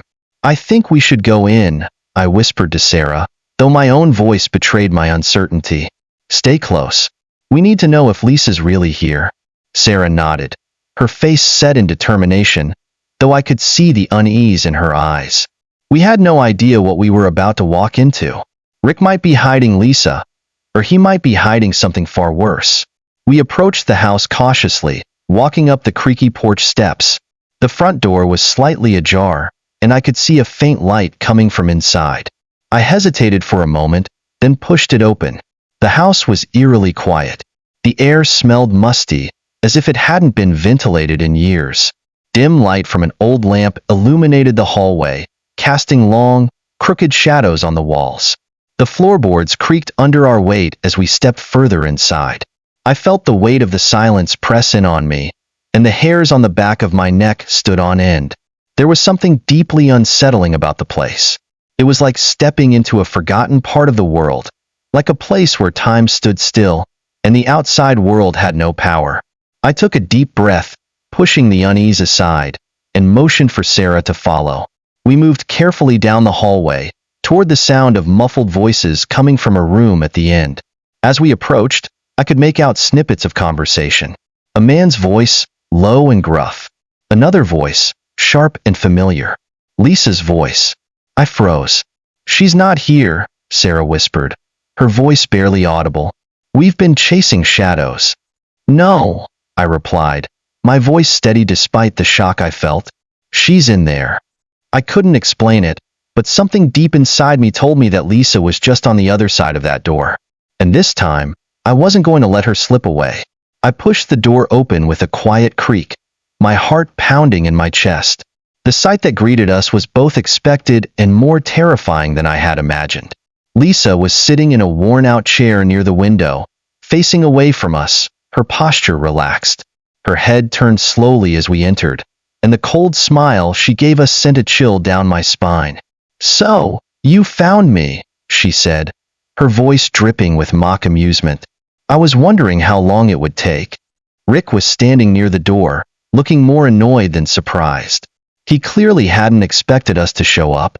His eyes flicked between Lisa and us, and it was clear that he wasn't sure how to react. "You should have stayed out of this, Lily," Lisa continued, standing up slowly from her chair, stretching her arms as if she were waking from a nap. "But I should have known better than to think you would let me go. You never learn, do you?" I clenched my fists, the anger building inside me. "What did you think would happen, Lisa? You thought you could just keep running, keep hurting people, and nobody would stop you? Well, it's over." Lisa's smile faltered for a brief moment, but it quickly returned, colder than before. "You think so? You think you've beaten me? You have no idea who I really am, Lily. You've been chasing a ghost." I took a step forward, my voice unwavering. "This ends today. The truth is out. People know what you've done, and you're not getting away with it this time." Lisa laughed softly, but it wasn't the laugh of someone who was defeated. It was the laugh of someone who still had the upper hand. "You're right about one thing," she said, her eyes narrowing. "This will end today, but not the way you think." Before I could respond, Lisa made a quick motion with her hand.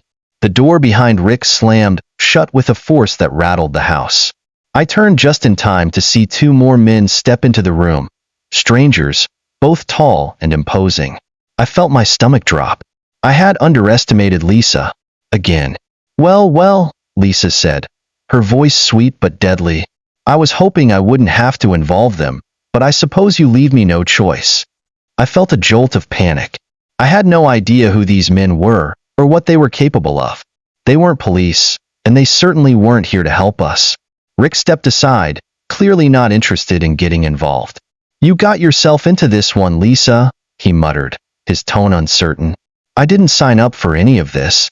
I quickly scanned the room, looking for any possible way out, any advantage we might have had. But the door was locked, and the men blocking our exit were getting closer. "Don't try anything," one of the men warned, his voice gruff. "You're not going anywhere." For a moment, I felt completely trapped. I could see Sarah's eyes darting around the room as she searched for a way to escape, but there was no obvious way out. It was just the four of us and the two men standing guard. And then, out of nowhere, Sarah's voice rang out, calm but assertive. "Lisa, you don't have the power you think you do. The truth is out. The police are already on their way. They're going to catch you this time." Lisa's expression faltered for a split second. That was all it took. The slightest crack in her armor, and I knew we had a chance. Lisa's smirk wavered for just a moment, and I seized the opportunity. Her overconfidence had been her Achilles heel all along. Despite her ability to manipulate people, she thrived on the illusion of control. And for the first time, that illusion was breaking. "She's bluffing," Lisa said sharply, her voice betraying a hint of uncertainty. "No one knows we're here." Sarah stepped forward, her expression calm but commanding. "Are you sure about that, Lisa? You've underestimated me, just like you underestimated Lily. We've been one step ahead of you this entire time." I glanced at Sarah, surprised by her sudden confidence. She had always been strong, but this was a new side of her, a side I hadn't seen before. Her words seemed to throw Lisa off balance, and I could see the gears turning in her head as she tried to figure out whether Sarah was bluffing. "You're lying," Lisa said, her voice cracking slightly. "There's no way." "The police know exactly where you are," Sarah interrupted, her tone steady. "You didn't cover your tracks as well as you thought. Rick, they'll want to talk to you too. Unless, of course, you'd rather tell them that you cooperated with us." Rick, who had been standing off to the side, shifted uncomfortably. It was clear that he wasn't entirely loyal to Lisa. He had probably agreed to help her out of convenience, not loyalty. And now that things were falling apart, he was starting to see the cracks in her plan. "Hey, I didn't sign up for this," Rick said, raising his hands in surrender. "I just let her crash here for a while. I don't want any trouble." "You're already in trouble, Rick," I said, stepping forward. "But if you help us, the police might go easy on you." Rick hesitated, his eyes darting between us and Lisa. For a moment, the room was silent except for the sound of my pounding heart. Then, finally, Rick sighed and stepped away from Lisa, his hands still raised. "Fine. I'm done with this." Lisa's face twisted with rage. "You coward," she hissed at Rick. "After everything I've done for you, you're just going to betray me like this?" Rick didn't respond. He simply backed away, leaving Lisa to face us alone. The two men who had been blocking the door seemed unsure of what to do. They glanced at each other, waiting for Lisa's next move. But Lisa was out of options. Her carefully constructed web of lies and manipulations was unraveling right before her eyes, and she knew it. "You think you've won," Lisa said, her voice trembling with fury. "But you haven't. You'll never win, Lily. People like me always come out on top." I took a deep breath, meeting her gaze head-on. "Not this time, Lisa. This time, you lose." Just as Lisa opened her mouth to respond, we heard the distant wail of sirens. The sound grew louder and louder until it was right outside the house. Lisa's expression changed from fury to panic as the reality of the situation set in. "You called them," she whispered, her voice barely audible. "We told you," Sarah said, her voice calm. "It's over." The two men who had been guarding the door suddenly bolted, disappearing down the hallway in an attempt to escape. Rick remained where he was, clearly resigned to his fate. And Lisa simply stood there, frozen in place, as if she couldn't believe what was happening. The front door burst open, and a team of police officers stormed in, their guns drawn. "Freeze!" one of them shouted. "Hands where we can see them." Lisa slowly raised her hands, her face pale and expressionless. For the first time since I had met her, she looked completely powerless. The woman who had terrorized our lives for so long was finally facing the consequences of her actions. The police quickly took Lisa into custody, along with Rick and the two men they caught trying to flee. As they led Lisa out of the house, she turned to me one last time, her eyes filled with hatred. "This isn't over, Lily," she said, her voice low and venomous. "You'll regret this." But I wasn't afraid. For the first time in months, I felt a sense of peace. Lisa's threats no longer had power over me. She was just a broken woman who had lost everything, and she had no one to blame but herself. Even as the police drove Lisa away in their flashing squad cars, her venomous words echoed in my mind. "This isn't over. You'll regret this."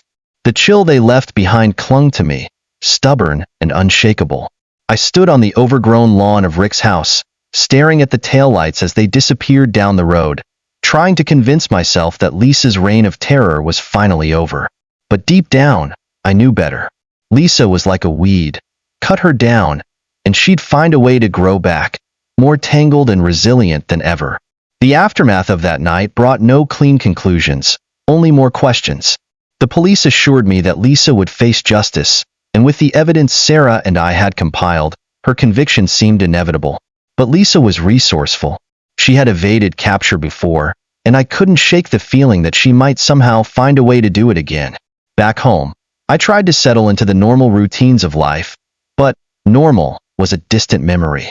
Jake, my son, still asked cautious questions about why Lisa had been so mean, and I didn't have the heart to tell him the full truth.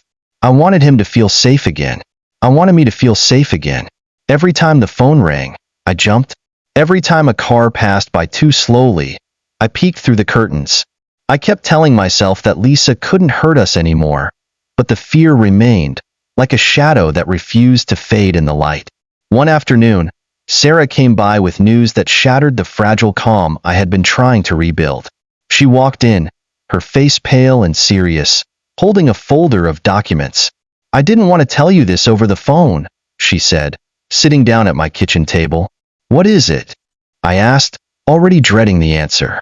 She slid the folder across the table to me.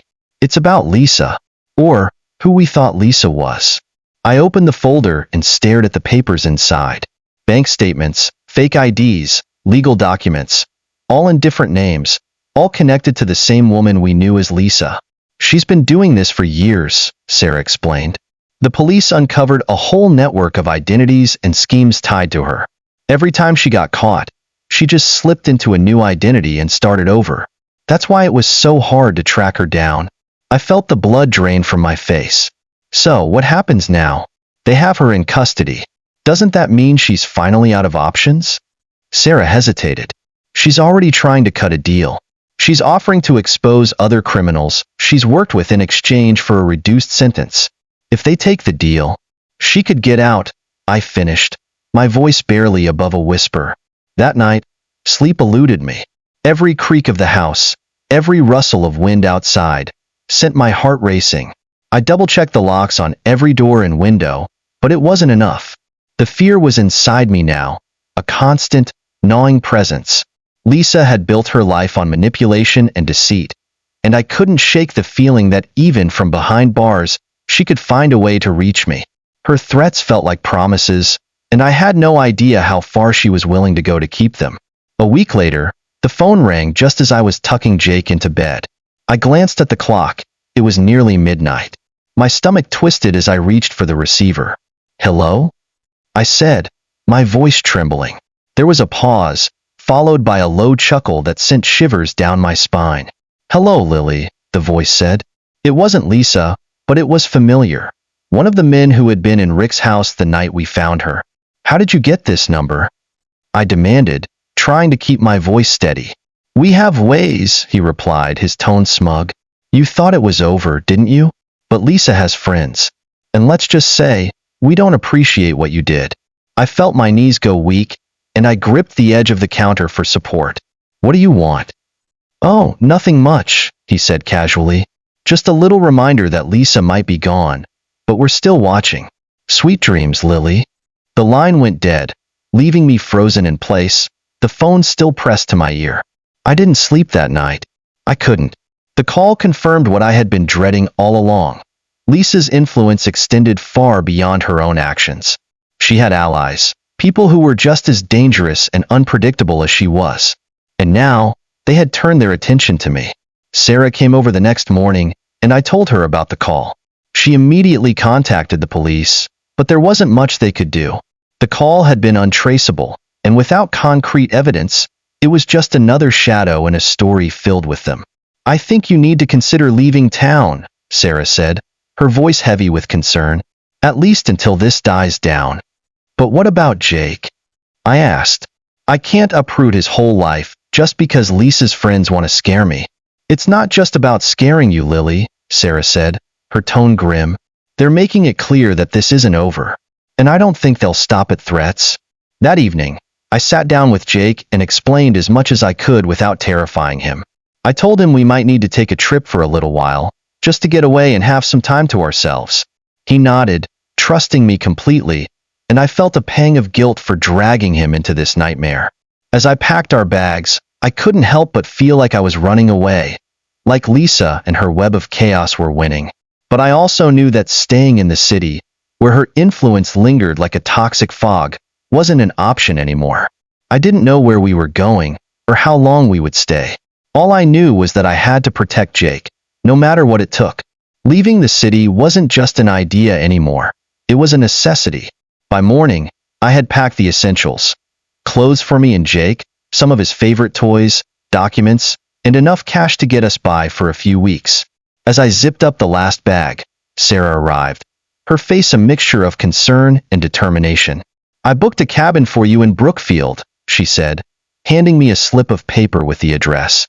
"It's quiet, off the grid, and perfect for laying low until this blows over." Brookfield, a small town on the outskirts of the city, surrounded by forests and far removed from Lisa's network of enablers. It sounded like the fresh start we needed, but the thought of going there alone left me uneasy. "Are you sure this is the right move?" I asked, looking to Sarah for reassurance. "What if they find us there?" Sarah placed a hand on my shoulder, her voice firm. "They won't. Brookfield is safe, and the police know where you'll be. I'll make sure they keep an eye on things here while you're gone." I nodded, trying to convince myself that she was right. I didn't have much of a choice. The drive to Brookfield was uneventful, but my nerves didn't let me relax. Every car that passed us felt like a potential threat, and every shadow on the road seemed to carry Lisa's ghost. Jake, thankfully, was blissfully unaware of my anxiety. He sat in the back seat, humming to himself and occasionally pointing out interesting landmarks. "Are we going on an adventure, Mom?" he asked at one point, his eyes wide with excitement. "Yes, sweetheart," I replied, forcing a smile. "Just a little adventure." By the time we reached the cabin, it was late afternoon. The property was exactly as Sarah had described. A cozy, rustic home nestled among the trees, with no neighbors in sight. It was quiet, serene even, but the isolation only heightened my paranoia. If Lisa's people found us here, there would be no one to help. I spent the first evening unpacking and making the cabin feel like home. Jake claimed the smaller bedroom, immediately filling it with his favorite toys, while I took the larger room, my eyes constantly darting to the windows. The cabin had a small radio, but no TV or internet, which only added to the sense of isolation. I tried to tell myself that was a good thing. No connection meant no way for anyone to track us, but it also left me feeling cut off from the world. Jake, however, seemed to thrive in the new environment. By the next morning, he was exploring the woods around the cabin, collecting sticks and stones like treasure. His laughter echoed through the trees, a reminder of the innocence I was fighting so hard to protect. For a few days, things seemed peaceful. Jake adjusted to the new routine, and I started to feel a sliver of hope that we might actually be safe here. But that hope was short-lived. One evening, as I was putting Jake to bed, I heard a noise outside, a faint rustling, like someone moving through the brush. My heart leapt into my throat. I froze, listening intently, but the noise stopped as suddenly as it had started. "Mom!" Jake's voice broke the silence. "What's wrong?" "Nothing, sweetheart," I said quickly, forcing a smile. "Just the wind." But I wasn't convinced, and as soon as Jake was asleep, I grabbed a flashlight and stepped outside. The woods were dark and silent, the only sound the chirping of crickets. I swept the flashlight beam across the trees, my pulse racing, but I saw nothing out of the ordinary. Still, I couldn't shake the feeling that we were being watched. The next morning, I decided to take Jake into town for groceries.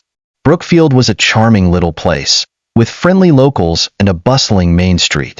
I felt a small measure of relief as we walked through the aisles of the tiny grocery store, surrounded by normalcy. But as we were leaving, I noticed a man standing by a car across the street. He was watching us intently, his hands shoved into his pockets. He didn't look familiar, but something about him felt off. His gaze lingered a little too long, and when I turned to look at him, he quickly looked away. "Mom, can we get ice cream?" Jake asked, tugging at my hand. "Not today," I said, my voice tight. "Let's get back to the cabin." The man didn't follow us, but I couldn't shake the feeling that he had been waiting for us, watching us. That night, as I was locking up the cabin, I found something that made my blood run cold. Tucked under the doormat was a note, written in bold, slanted handwriting. "We know where you are. You can't hide forever." I stared at the note, my hands trembling. Lisa's reach was longer than I had imagined, and now it was clear. Brookfield wasn't as safe as I'd hoped. I rushed inside, locking the door behind me and double-checking every window. Jake was already asleep, his small, peaceful face a painful reminder of what was at stake. I couldn't let him be dragged into Lisa's chaos again. The phone Sarah had given me was a lifeline, and I dialed her number with shaking fingers. She picked up on the first ring. "Lily? What's wrong?" "They found us," I whispered, holding back tears. "Lisa's people, they left a note?" There was a pause, then Sarah's voice, calm but urgent. "Stay inside. Don't open the door for anyone. I'll call the police and send them your way." I hung up, clutching the phone like a talisman, and sat by the front door, waiting. The shadows outside seemed to creep closer, and every sound made me jump. This wasn't over. Lisa's threats had become promises, and I knew the worst was yet to come. The hours crawled by after Sarah's call. I sat by the front door, gripping the phone in one hand and a heavy flashlight in the other. My heart pounded in my chest, each thump echoing louder than the last. Every creak of the cabin's old wood, every gust of wind brushing against the windows sent me into a panic. Jake slept soundly in his room, unaware of the danger creeping closer. I envied his innocence, but it also reminded me of why I couldn't afford to crumble now. For him, I had to stay strong. Sometime after midnight, a sound shattered the quiet, a faint tapping on the cabin's front window. My breath hitched as I froze in place, every muscle in my body tense. It wasn't the wind. It was deliberate. Slowly, I stood and peered through the curtains, careful not to reveal myself. At first, I saw nothing but the moonlit forest, the shadows of the trees stretching like claws across the ground. Then I saw it, a figure standing just at the edge of the woods. They were far enough to avoid being clearly seen, but I knew they were watching. The figure raised a hand and waved. A slow, mocking gesture. My pulse raced as I stepped back, clutching the phone. I quickly dialed Sarah, praying she would pick up. The line rang and rang, but there was no answer. "Come on, Sarah," I whispered desperately. The tapping stopped, replaced by a chilling silence. I crept to the back door to ensure it was locked, then double-checked the windows. I couldn't shake the feeling that whoever was out there wasn't alone. My fear was confirmed when I heard a rustling noise near the side of the cabin. With shaking hands, I grabbed the flashlight and opened the back curtain just a sliver. That's when I saw it. Another note, pinned to the glass from the outside with a knife. The note flapped in the breeze, the blade glinting ominously in the moonlight. I didn't dare open the door to retrieve it. Instead, I read the words scrawled on it in red ink. "You're next." I stumbled back, my mind racing. They wanted me terrified. They wanted me helpless. But I couldn't give them that satisfaction. This time, I dialed the police directly. My voice was shaking as I explained the situation, and the dispatcher assured me that officers were on their way. But Brookfield was remote, and help wouldn't arrive for another 30 minutes. "Stay inside, keep the doors locked, and don't engage with anyone," the dispatcher said firmly. I hung up and grabbed the heaviest kitchen knife I could find. My entire body felt like a live wire, every nerve on edge. I checked on Jake, who was still sleeping peacefully, his small form curled under the blanket. He was my anchor, the reason I couldn't let fear consume me. Just as I began to feel a sliver of hope, the lights flickered and died, plunging the cabin into darkness. My breath caught as I realized what this meant. They had cut the power.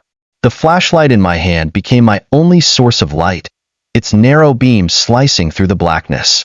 The sudden silence was deafening, broken only by the creaking of the old cabin as the wind howled outside. "Stay calm," I whispered to myself, gripping the flashlight and knife tightly. "You can do this." The first crash came from the back door, a sharp, splintering sound that made my blood run cold. Someone was trying to force their way in.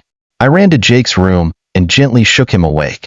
"Jake, honey, we need to hide," I whispered, my voice trembling. His sleepy eyes widened as he registered the fear in my tone. "Mom? What's going on?" "No time to explain," I said, scooping him up. "Just stay quiet, okay? We're going to play a game." I led him to a small storage closet near the kitchen, the only place in the cabin that felt remotely secure. I tucked him inside and crouched down to his level. "Stay here," I whispered. "No matter what you hear, don't come out until I say it's safe. Can you do that for me?" He nodded, tears welling in his eyes. "Mom, I'm scared." "I know, sweetheart," I said, my voice breaking, "but I'm going to keep you safe. I promise." I closed the closet door and turned back toward the kitchen, my flashlight shaking in my hand. The sound of wood splintering grew louder, and then came the unmistakable creak of the back door swinging open. "Who's there?" I called out, trying to sound braver than I felt. The only response was the slow, deliberate sound of footsteps. The beam of my flashlight caught movement, a shadow darting past the doorway. My heart raced as I gripped the knife tighter. "Stay away from us," I shouted. The intruders stepped into the light, their face obscured by a ski mask. They didn't speak, but their body language was calm, almost taunting. They held something in their hand, a crowbar, gleaming in the faint light. "Leave now, and I won't call the police," I said, my voice shaking. It was a lie. They already knew the police were coming, but they didn't seem worried. The figure tilted their head, as if considering my words, then took a step closer. Adrenaline surged through me as I lunged forward, swinging the knife in a desperate attempt to keep them at bay. They dodged easily, their movements calculated and precise. The crowbar swung in a wide arc, narrowly missing me as I stumbled back, crashing into the kitchen counter. I swung the flashlight next, aiming for their head. It connected with a sickening thud, and the intruder staggered, dropping the crowbar. I didn't wait for them to recover. I grabbed the nearest object, a cast iron skillet, and brought it down with all my strength. They crumpled to the ground, groaning in pain. My hands were trembling, my breath coming in ragged gasps. But I couldn't afford to let my guard down.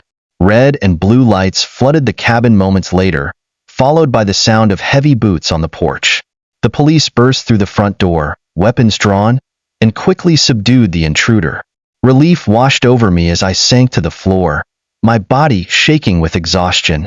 Jake emerged from the closet moments later, tears streaming down his face as he ran into my arms. "Mom!" he cried, clinging to me. "It's okay, baby," I whispered, holding him tight. "It's over." But even as the police assured me we were safe, I couldn't shake the lingering dread. This was just one of Lisa's pawns, and I had no doubt she still had more pieces to play. The sun was beginning to rise by the time the police finished questioning me. The intruder, unconscious and handcuffed, had been dragged to the back of a patrol car. I couldn't bring myself to look at him again, but I caught snippets of the officers' conversation. "Won't talk," one of them muttered.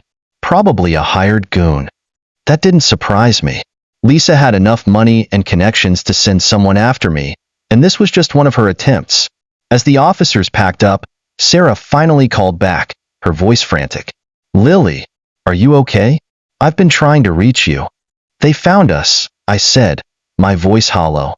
"Lisa sent someone, but the police got him." There was a long pause on the other end. "This has gone too far. I'm coming to Brookfield. We need to end this." The officers assured me they'd increase patrols around the cabin, but their assurances felt flimsy. When I pressed them about the intruder, all they could tell me was that he had no identification and wasn't cooperating. "It'll take some time to trace him back to whoever sent him," one of them said, though we both knew the answer. Lisa was untouchable in her city kingdom, and her ability to manipulate others extended even here. "Will they come back?" I asked, my voice trembling. The officer hesitated. "We'll do everything we can to make sure that doesn't happen." Not exactly comforting. By midday, Sarah arrived at the cabin, her expression a mix of relief and anger when she saw Jake and me. She pulled me into a tight hug. "This is insane," she said, pulling back to look me in the eyes. "We can't keep running, Lily. We have to fight back." "I don't know how," I admitted, tears threatening to spill. "Lisa's everywhere. Every time I think we're safe, she finds us." "That's because she thinks she's untouchable," Sarah said firmly. "But no one's untouchable. She has weaknesses, and we're going to find them." Sarah's arrival reignited a spark of determination I thought I'd lost. Over coffee, we laid out a plan. The first step was gathering evidence, real, undeniable proof of Lisa's crimes. "She's careful," Sarah said, tapping her fingers on the table. "But people like her always make mistakes. We just need to find someone who knows her secrets." "And how do we do that?" I asked skeptically. "Her allies. Her friends. Someone in her circle knows something. We find them, and we flip them." The idea terrified me. Going back into Lisa's world, even indirectly, felt like walking into a trap. But Sarah was right. Running wasn't an option anymore. That night, after Sarah and Jake went to bed, I sat in the living room, scrolling through old photos on my phone. Most of them were happy memories. Jake's birthday parties, family trips, but a few were from the days when Lisa was still a friend. In one photo, Lisa stood with a man I didn't recognize, her hand resting possessively on his shoulder. He wasn't one of her usual crowd, and his body language was tense, almost resentful. Something about the photo nagged at me. I sent it to Sarah with a message. "Do you know who this is?" Her reply came minutes later. "No, but I'll find out." I stared at the photo a little longer, a flicker of hope sparking in my chest. Maybe, just maybe, this man was the key to bringing Lisa down. When I woke up the next morning, Sarah was already on her laptop, her face illuminated by the screen's glow. "Found him," she said without looking up. "Who?" I asked, rubbing the sleep from my eyes. "The guy in the photo. His name's Mark Hensley. He used to be one of Lisa's business partners, until she ruined him." I frowned. "Ruined him how?" Classic Lisa. She framed him for embezzlement, and he took the fall. Lost everything: his job, his house, his reputation. But here's the interesting part. He tried to fight back. He filed a lawsuit against her last year, but it disappeared before it went to court. How? Sarah gave me a grim look. Lisa probably paid him off, or threatened him. A chill ran down my spine. If Lisa could crush someone like Mark, what chance did I have? Despite my fears, I knew we had to contact Mark. Sarah found his current address, a rundown apartment in a less-than-safe part of the city. She offered to go alone, but I insisted on coming with her. This is my fight, I said. I need to see this through. Jake stayed behind with a trusted neighbor Sarah had arranged to watch him. It broke my heart to leave him, but I knew he'd be safer away from whatever danger we were walking into. Mark's apartment was as bleak as I'd expected. The paint was peeling, the air smelled of mildew, and the sound of arguing neighbors echoed through the halls. When Mark opened the door, he looked even worse, unshaven, his eyes sunken and haunted. "What do you want?" he asked, his voice rough. "We need your help," I said, stepping forward. "It's about Lisa." His expression darkened, and he started to close the door, but Sarah blocked it with her foot. "Listen," she said firmly. "We know what she did to you, and we know you have proof." Mark hesitated, his eyes darting between us. "Even if I did, what good would it do? She owns everyone. The lawyers, the judges, they're all in her pocket. That's why we need you," I said. "If we combine what you have with what I've been through, we can take her down." For a long moment, Mark said nothing. Then he sighed and opened the door wider. "Come in," he said. "But if we do this, you'd better be ready for war." Mark's apartment was as dreary inside as it was outside. The curtains were drawn, the furniture mismatched and worn. A faint smell of stale cigarettes lingered in the air. He gestured for Sarah and me to sit on a battered couch, then slumped into a chair across from us. "You want to go after Lisa?" he began, lighting a cigarette with trembling hands.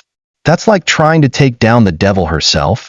"We don't have a choice," I said, my voice steadier than I felt. "She won't stop until she destroys me and my son, and I'm done running." Mark took a long drag, exhaling smoke as he studied me. "She doesn't just destroy people.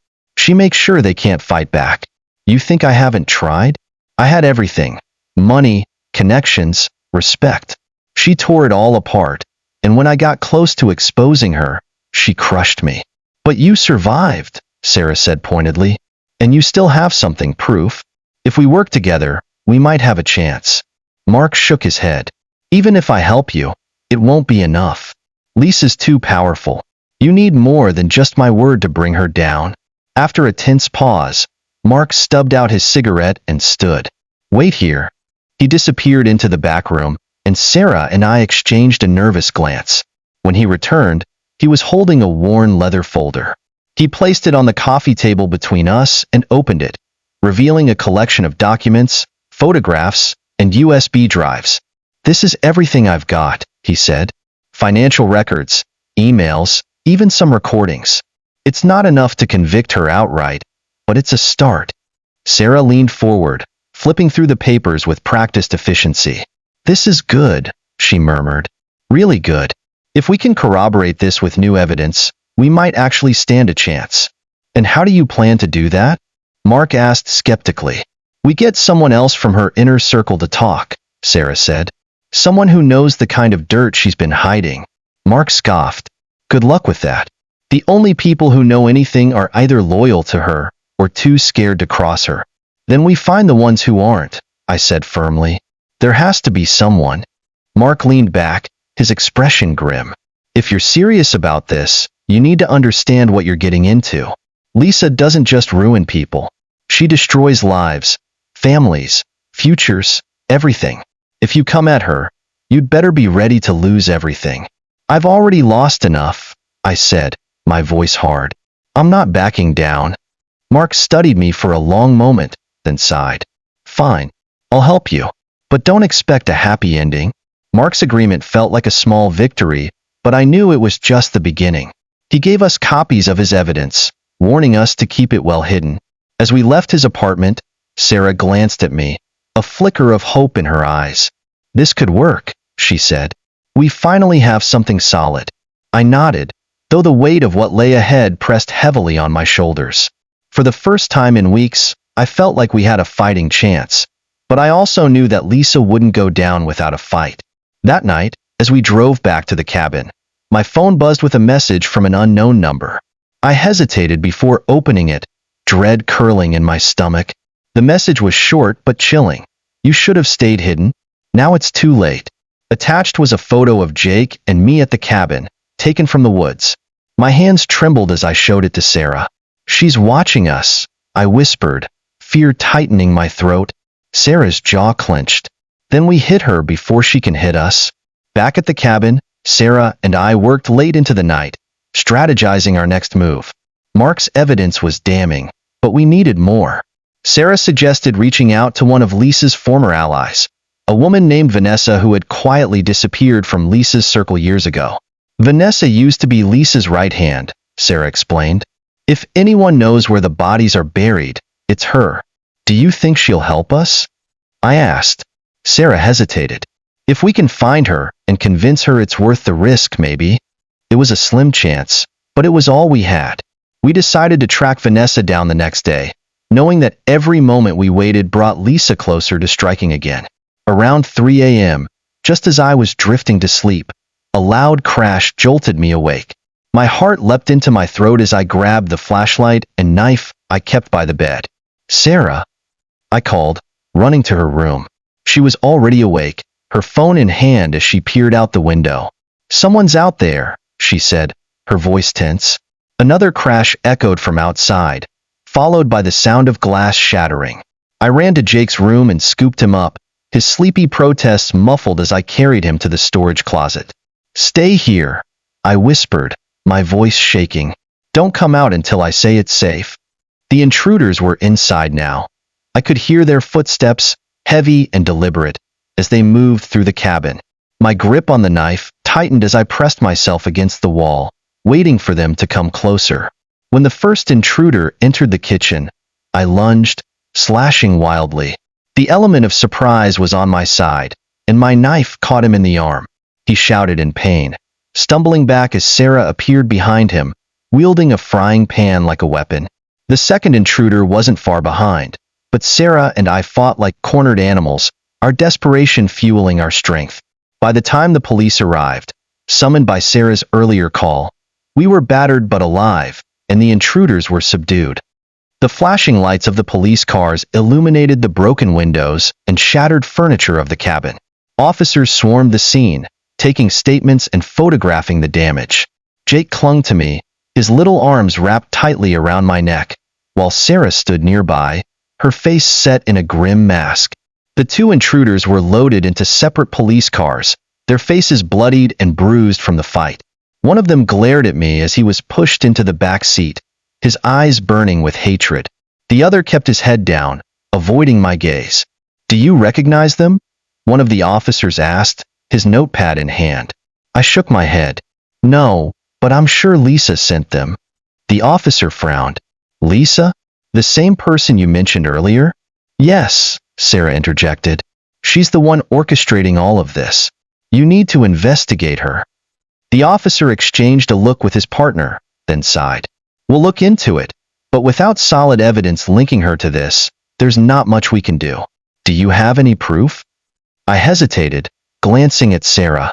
Mark's folder was our trump card, but we needed to be strategic about when and how we used it. If we handed it over now, there was a risk that Lisa would find a way to suppress it. "No," I said finally. "Not yet." The officer nodded, his expression skeptical. "All right, we'll take these guys in and see what we can get out of them." By the time the police left, dawn was breaking, casting a pale light over the wreckage of the cabin. The front door hung on its hinges, the living room was in shambles, and a cold draft seeped through the broken windows. "We can't stay here," Sarah said, her voice firm. "It's not safe anymore." "Where will we go?" I asked, my exhaustion threatening to overwhelm me. "To the city," she replied. "If we're going to take Lisa down, we need to be where she operates. We can't do this from the sidelines." The thought of returning to Lisa's territory sent a wave of anxiety through me, but Sarah was right. If we wanted to end this, we had to face her head-on. Sarah quickly arranged for a temporary apartment in the city through a friend of hers. It was a small, nondescript place in a quiet neighborhood. Nothing like the luxury Lisa surrounded herself with. "It's perfect," Sarah said as we unpacked. "No one will think to look for us here." Jake seemed relieved to have a new space, though I could see the lingering fear in his eyes. I did my best to comfort him, but the truth was, I felt just as scared as he did. While Jake settled into the apartment, Sarah and I focused on finding Vanessa. She was notoriously private, with no active social media accounts or recent public appearances. It took days of digging and calling old contacts before we finally got a lead. Vanessa was living under a different name in a gated community on the outskirts of the city. "She's hiding," Sarah said as we drove to the address. "That means she's afraid of Lisa. If we approach her the wrong way, she might shut us out." "Do you think she'll help us?" I asked. Sarah's grip on the steering wheel tightened. "We'll find out." Vanessa's house was modest but well kept, a far cry from the opulence she used to flaunt when she was part of Lisa's inner circle. We knocked on the door, and after a long pause, a woman in her mid-40s opened it. Her face was wary, her eyes darting between us. "Can I help you?" she asked cautiously. "Vanessa," Sarah said softly, "we need to talk. It's about Lisa." Vanessa's face paled, and she started to close the door. "I don't know what you're talking about." "Wait," I said, stepping forward. "We're not here to hurt you. Lisa's been coming after me and my son. We need your help to stop her." Vanessa hesitated, her expression torn. "You don't know what you're asking. If I talk to you, she'll come after me too." "She's already destroyed our lives," I said. "If we don't fight back, she'll keep doing this to other people. Please, we can't do this without you." For a long moment, Vanessa didn't say anything. Then, with a resigned sigh, she stepped aside. "Come in. But if we're going to do this, you'd better be ready for the consequences." Inside, Vanessa opened up about her time with Lisa. She described a woman who was ruthless, manipulative, and unrelenting in her pursuit of power. "Lisa doesn't just destroy people," Vanessa said. "She enjoys it. She gets a thrill from watching people fall apart." Vanessa had been Lisa's confidant for years, privy to secrets and schemes that could ruin even the most powerful figures in the city. But when Vanessa tried to distance herself, Lisa retaliated, using blackmail and threats to silence her. "She has files on everyone," Vanessa revealed. "Politicians, business leaders, even law enforcement. She keeps them locked away in a private office downtown." Sarah and I exchanged a look. This was the breakthrough we needed. If we could get our hands on those files, we'd have enough leverage to bring Lisa down for good.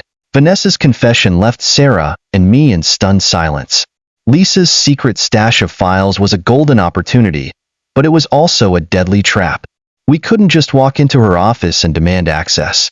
This was a high-stakes game, and we had to tread carefully. "How do you know about these files?" Sarah asked, her tone sharp but calm. Vanessa took a sip of her tea, her hands trembling slightly. "I used to help her organize them. She has a room in the back of her office building.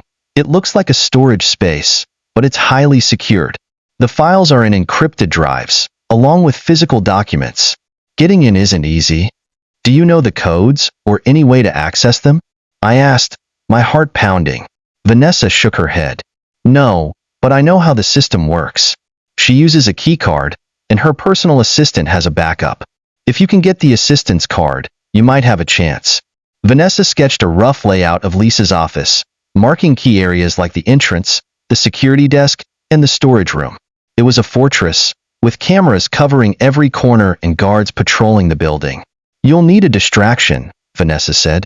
"Something to draw attention away from the storage room while you're inside." "This sounds like a suicide mission," I muttered, my palms sweating as I studied the map. Sarah placed a hand on my shoulder. "We don't have a choice, Lily. This is our best shot." We spent the next few days refining our plan. Vanessa's information was invaluable, but we needed more intel. Sarah and I took turns staking out Lisa's office, watching the comings and goings of her employees and security personnel. It was nerve-wracking work. Every time someone glanced in our direction, I felt my stomach twist in fear. We identified Lisa's assistant, a young woman named Rachel who seemed overworked and distracted most of the time. She carried a key card on a lanyard around her neck, always keeping it within reach. Our best bet is to get her card when she's off guard, Sarah said. Maybe at a coffee shop or on her lunch break. Vanessa, meanwhile, reached out to an old friend who specialized in hacking. If we managed to get into the storage room, we'd need someone to bypass the encryption on Lisa's files. On a chilly Wednesday morning, Sarah and I followed Rachel to a nearby cafe. She ordered her usual, a caramel latte, and sat by the window, scrolling through her phone. It was the perfect moment. Sarah approached her first, striking up a casual conversation. "Excuse me, is this seat taken? The place is packed." Rachel barely looked up. "No, go ahead." I watched from a distance as Sarah engaged her in small talk, subtly leaning closer to block her view of the table. While Rachel was distracted, I moved in. My hands trembled as I reached for the key card dangling from her lanyard. It was risky, but we'd practiced this maneuver for days. Just as my fingers brushed the lanyard, Rachel turned her head. My heart stopped. "Can I help you?" she asked, her eyes narrowing. Thinking fast, I laughed nervously. "Oh, sorry. I thought I saw a bug on your lanyard." Rachel frowned, clearly suspicious. But before she could say anything, Sarah jumped in. "Oh no, she's terrified of bugs. Always jumping at shadows." The tension broke as Rachel sighed and returned to her phone. I retreated quickly, my face burning with embarrassment. We'd missed our chance, but we weren't giving up. Back at the apartment, Sarah and I recounted the failed attempt to Vanessa. "We need another angle," Sarah said. "Something less risky. What if we create a diversion at the cafe?" Vanessa suggested. "Something big enough to draw her attention, but not too obvious." It was a solid idea. We decided to try again the next day, this time with a staged argument between Sarah and me to distract Rachel. The second attempt went smoother. While Sarah and I loudly debated the best way to make French toast, an argument that earned amused glances from other patrons, I managed to slip Rachel's keycard into my pocket. My hands were shaking as we left the cafe, but I couldn't help smiling. "We did it," I whispered to Sarah. "Phase 1, complete," she said, grinning back. That night, we prepared for the infiltration. Sarah contacted Vanessa's hacker friend, who gave us a crash course in using the tools we'd need to access Lisa's encrypted files. My nerves were on edge, but the thought of finally having the upper hand against Lisa kept me focused. Vanessa had warned us about the risks, but as I stared at the keycard in my hand, I felt a flicker of hope. For the first time in months, it felt like we were one step ahead. As we waited for the right moment to strike, I found myself thinking about Jake. He was the reason I was doing this, the reason I was risking everything to stop Lisa. I tucked him into bed that night, whispering a silent promise to keep him safe. "Mommy," he mumbled sleepily. "Yes, sweetheart? Are we going to be okay?" I kissed his forehead, fighting back tears. "Yes, baby. We're going to be okay." The night of the infiltration was tense. Every sound outside the apartment seemed amplified, every creak of the floorboards a potential sign of danger. Sarah, Vanessa, and I gathered around the small kitchen table, reviewing the plan one final time. "You get in, copy the files, and get out," Vanessa said, her voice steady but her eyes betraying her nerves. "Don't linger. The longer you're in there, the higher the risk." "And if something goes wrong?" I asked. Sarah looked at me, her jaw tight. "We stick to the plan. If it falls apart, we leave, no heroics." I nodded, though my stomach churned with unease. This wasn't just about gathering evidence. It was about survival. Lisa's office building loomed over the darkened city streets, a sleek tower of glass and steel. Sarah and I parked a few blocks away, slipping into the shadows as we approached. The keycard felt like a burning weight in my pocket. The lobby was nearly empty, save for a lone security guard behind the desk. We had timed this perfectly, late enough for the office to be quiet, early enough for the cleaning crew to still be around. I held my breath as we swiped Rachel's keycard at the side entrance. The lock clicked open, and we slipped inside. The building was eerily silent, the faint hum of fluorescent lights the only sound. Vanessa's sketch had been accurate so far, guiding us past the security desk and into a side stairwell. The storage room was on the 3rd floor, tucked away in a corner of the building. As we climbed the stairs, my nerves began to fray. Every step felt like a countdown to disaster. Sarah led the way, her movements confident and precise. I envied her composure, but I knew she was just as scared as I was. When we reached the 3rd floor, we paused at the door, listening for any signs of movement. Hearing none, we slipped into the hallway. The storage room door was unmarked, blending seamlessly with the surrounding walls. I swiped the keycard again, and the door clicked open. Inside was a small, windowless room lined with shelves and filing cabinets. In the center stood a desk with a computer and several external hard drives. "This is it," Sarah whispered, pulling out the tools we'd brought. "Keep an eye on the door while I get started." I nodded, positioning myself near the entrance. My heart pounded as Sarah worked quickly, connecting a portable drive to the computer. The seconds stretched into agonizing minutes as files began to transfer. Just as the progress bar reached 70%, footsteps echoed in the hallway. My breath hitched, and I turned to Sarah. "Someone's coming." "Stall them," she hissed, her fingers flying across the keyboard. "I just need a few more minutes."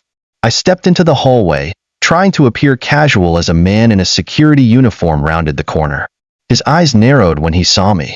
"Can I help you?" he asked, his voice suspicious. Thinking fast, I forced a nervous smile. "Oh, I think I got turned around. I was just looking for the restroom." "This floor is restricted," he said, stepping closer. "I'll need to see some ID." Panic surged through me. "Of course, let me just—" Before I could finish, Sarah appeared behind me. "Hey, there you are," she said, her tone light but firm. "Sorry, I told her to wait for me, but she must have gotten impatient." The guard's eyes flicked between us, clearly unconvinced. "What are you doing here?" Sarah's smile didn't falter. "We're with the cleaning crew. The usual guy couldn't make it tonight, so we're filling in. Got a little lost. This place is a maze." The guard frowned but didn't press further. "Just make sure you stay where you're supposed to. And don't let me catch you wandering again." "Of course," Sarah said smoothly. "Thanks for understanding." As soon as he walked away, we ducked back into the storage room. The files had finished transferring. With the files in hand, we made our way back to the stairwell. My pulse thundered in my ears, and every shadow seemed to hide a potential threat. When we finally reached the side exit, I felt a wave of relief wash over me. We slipped out into the night, the cool air biting at my skin. It wasn't until we were back in the car, the doors locked and the engine running, that I allowed myself to breathe. "We did it," Sarah said, her voice filled with a mixture of disbelief and triumph. I nodded, clutching the drive like a lifeline. "Now we just need to figure out how to use this." The next morning, I awoke to find a news alert on my phone. The headline sent a chill down my spine. "Prominent businesswoman targeted in break-in attempt." The article detailed a supposed burglary at Lisa's office building, with security footage showing 2 unidentified women entering the premises. My blood ran cold as I read further. Lisa was offering a hefty reward for information leading to their capture. "She knows," I said aloud, my voice trembling. Sarah looked over my shoulder, her expression grim. "She's trying to flush us out. But she doesn't know it was us. Not yet." Vanessa paced the room, her anxiety palpable. "This is bad. If she figures out you have the files, she'll stop at nothing to get them back." Despite the danger, we knew we couldn't stop now. The files contained a treasure trove of incriminating evidence, financial fraud, blackmail schemes, and even connections to illegal activities. It was more than enough to bring Lisa down, but we needed a way to release it without putting ourselves in greater danger. "We'll leak it anonymously," Sarah suggested. "Get it to the media, the authorities, anyone who can use it." "And what if Lisa retaliates before they act on it?" I asked. "We're still in her crosshairs." Sarah's eyes hardened. "Then we make sure she never gets the chance." The next few days were a whirlwind of planning, paranoia, and mounting tension. Lisa's announcement of the break-in had stirred the pot, and her reach was starting to feel suffocating. Everywhere we turned, there were whispers, suspicious glances, and the growing sense that she was closing in. Vanessa's anxiety deepened. She barely ate or slept, jumping at every sound. Jake, thankfully, was blissfully unaware of the danger swirling around us, but his innocence only fueled my determination. I couldn't let Lisa's darkness touch him again. "We need to move fast," Sarah said one evening, her voice sharp as she paced the small living room. "The longer we sit on this, the higher the risk." "But how?" I asked. "Lisa has influence everywhere. If we release this recklessly, she'll bury it and us." Sarah stopped pacing, her eyes locking onto mine. "Then we need to make it too big for her to bury." Sarah's idea was audacious. Instead of releasing the files quietly, we'd go public in the most dramatic way possible. A press conference, held anonymously but live-streamed to major media outlets, would force Lisa into the spotlight. She wouldn't have time to react or suppress the information. "We'll use a proxy," Sarah explained. "Someone who can present the evidence without directly tying it back to us." "Vanessa, you said you have contacts in the media, right?" Vanessa hesitated, biting her lip. "I do, but they're all scared of Lisa. If they think she'll retaliate, they might refuse." "Then we give them no choice," Sarah said. "If the story's big enough, they won't be able to ignore it." Vanessa reluctantly reached out to an old friend, a journalist named Claire who had a reputation for exposing corruption. After a tense phone call, Claire agreed to meet us in a public park, away from prying eyes. "She's cautious," Vanessa said after hanging up, "but if we can convince her, she'll run with this." The next day, Sarah and I arrived at the park early, scanning the area for any signs of danger. Claire showed up shortly after, a petite woman with sharp eyes and a no-nonsense demeanor. "Vanessa," she said, her tone both warm and wary. "You've been off the grid for a while. What's this about?" Vanessa wasted no time. She laid out the evidence we'd gathered, including the files from Lisa's office. Claire's expression shifted from skepticism to shock as she skimmed the documents. "This is massive," Claire said, her voice low.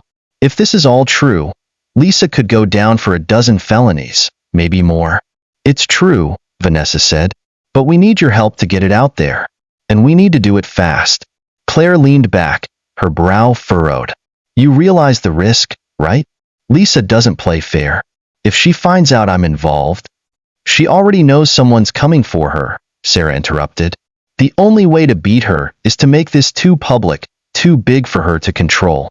Claire was silent for a long moment. Then she nodded. "All right, I'll do it.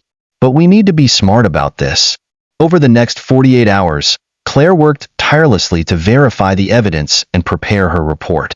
She planned a live-streamed exposé, complete with documents, witness testimonies, and a timeline of Lisa's criminal activities. Meanwhile, Sarah and I focused on protecting ourselves. We moved to a different safe house, leaving no trace behind. Jake was restless, confused by the constant changes, but I reassured him as best I could.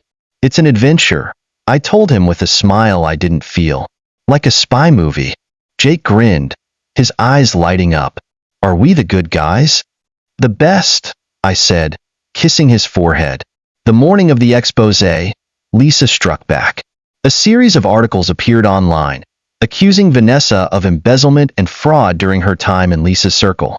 It was a blatant smear campaign, designed to discredit her before she could speak out.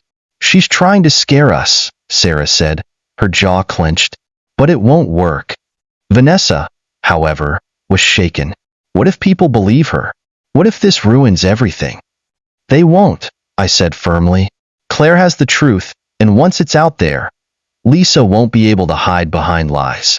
That evening, Claire went live. The stream quickly gained traction, drawing thousands of viewers within minutes. She laid out the evidence with meticulous detail, her calm, professional demeanor lending credibility to every word. As I watched from the safe house, my heart raced. This was it, the moment we'd been fighting for. But even as the truth came to light, I couldn't shake the feeling that Lisa wouldn't go down without a fight. The exposé sent shockwaves through the city. Social media exploded with outrage, and news outlets picked up the story within hours. Calls for Lisa's arrest grew louder, and authorities announced an official investigation into her activities. But Lisa wasn't done. That night, I received a chilling text message from an unknown number. You think this is over? It's just beginning. I showed the message to Sarah, my hands trembling. She knows it was us. Sarah's expression darkened. Then we need to finish this, once and for all. The city had erupted. News outlets, social media platforms, and even radio stations were abuzz with the revelations about Lisa. Her empire was crumbling, but as the dust settled, it became clear that she wasn't going down quietly. I'd been naive to think that once the truth was out, we'd win. Lisa wasn't just a businesswoman. She was a master manipulator, and she always had a backup plan. The text message she sent wasn't a threat. It was a warning. For the next few days, Sarah, Vanessa, and I were on edge, waiting for Lisa's next move. Claire, who had risked everything to break the story, received multiple anonymous threats. The authorities were investigating Lisa, but we knew better than to trust them entirely. We needed to stay ahead of her. Sarah was pacing the apartment, her eyes darting nervously to the window. She's too quiet, she muttered. This is when she'll make her move. She'll try to silence us. Vanessa, her face drawn from lack of sleep, looked at me with concern. Lily, we need to disappear. We've already gone too far to turn back. I shook my head, my mind racing. I'm not running anymore. Lisa wants us to hide. She wants to make us afraid. But I won't let her do that. We have the evidence. She doesn't. Then what do we do? Vanessa asked, her voice barely above a whisper. We fight, I said, the words coming out with more certainty than I felt. But we fight smart. The following day, we received a visit, one I had feared for weeks. A man in a sharp suit knocked on our door, his expression calm but cold. When I opened it, I instinctively stepped back. I'm Detective Hawthorne, he introduced himself, his voice low and measured. I need to ask you some questions about the break-in at Lisa's office. I immediately felt my pulse race. It was happening. Lisa was pulling every string she could, and the law was now in her pocket. I have nothing to say, I said firmly. He raised an eyebrow. I suggest you reconsider. We're investigating a very serious matter here. If you cooperate, things will go a lot easier for you. Before I could respond, Sarah appeared at the door behind me, stepping into the conversation with an air of authority. Is this about Lisa? Because we've already told you everything we know. Detective Hawthorne gave us a long look, his eyes scanning us for any signs of guilt. He seemed to sense our resistance, but he didn't push further. Instead, he dropped a thin folder on the doorstep. Just remember, he said, his voice turning cold, Lisa's got friends everywhere. He turned and walked away, leaving us with the folder, which I quickly snatched up. Inside were photos of me and Sarah, taken from the last few weeks, pictures of us leaving the cafe, walking through the park with Claire, and even shots from our last visit to Lisa's office. It was a threat, plain and simple. She was watching us. Lisa's game was growing more dangerous by the hour. She was no longer just targeting us with media smear campaigns or hiring private investigators. She was using the law itself as a weapon, and it was working. The pressure was mounting. Sarah, who had been calm until now, finally cracked. She's got eyes everywhere. We can't stay here much longer. I know, I replied, my voice steady despite the storm raging in my chest. But we can't run. Not yet. Vanessa's face was pale as she scanned the photos, but she stayed silent. We all knew that if we disappeared now, we'd lose everything. Lisa would win. I couldn't let that happen. We need to expose her even further, I said, my voice firming up with resolve. We need to take her down completely. Our next move was risky. There was no way around it. Lisa had successfully twisted the law and the media to her advantage, but she had one weak point, her connections. We still had the files that could expose her to the world, but we needed a public spectacle, something that would make her enemies see her for what she truly was. Vanessa, can you get us into one of her high-profile meetings? I asked. Vanessa hesitated but nodded. I've been to enough of them to know the ins and outs. If we can get in with the right people, we can finally make this all stick. It wasn't going to be easy, but it was our only shot. Lisa's back was against the wall, and I knew she'd be looking for any way to regain control. If we could catch her in the act of making under-the-table deals with her dirty connections, we could destroy her for good. A week later, we found ourselves in the belly of the beast.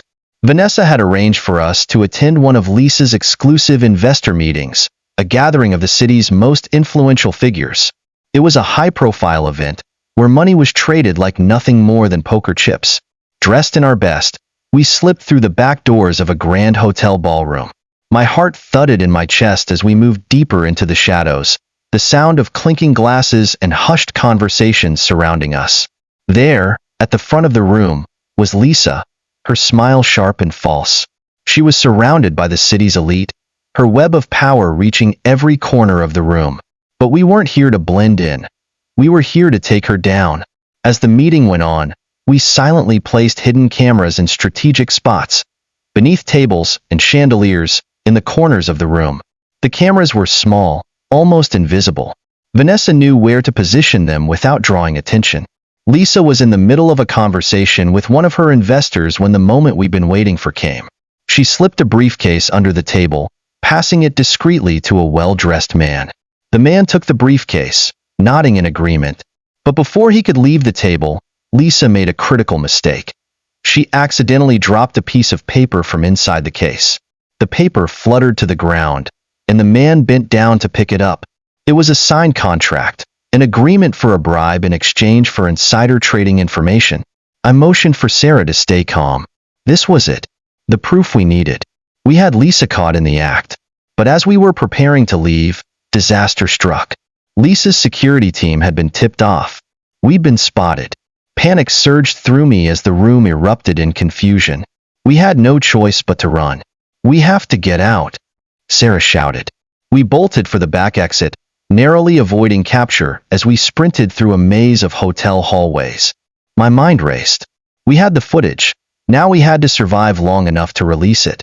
The adrenaline coursed through my veins as we sprinted down the hotel hallway, the sound of footsteps growing louder behind us. Lisa's security team wasn't far behind, and the weight of their pursuit was pressing down on us.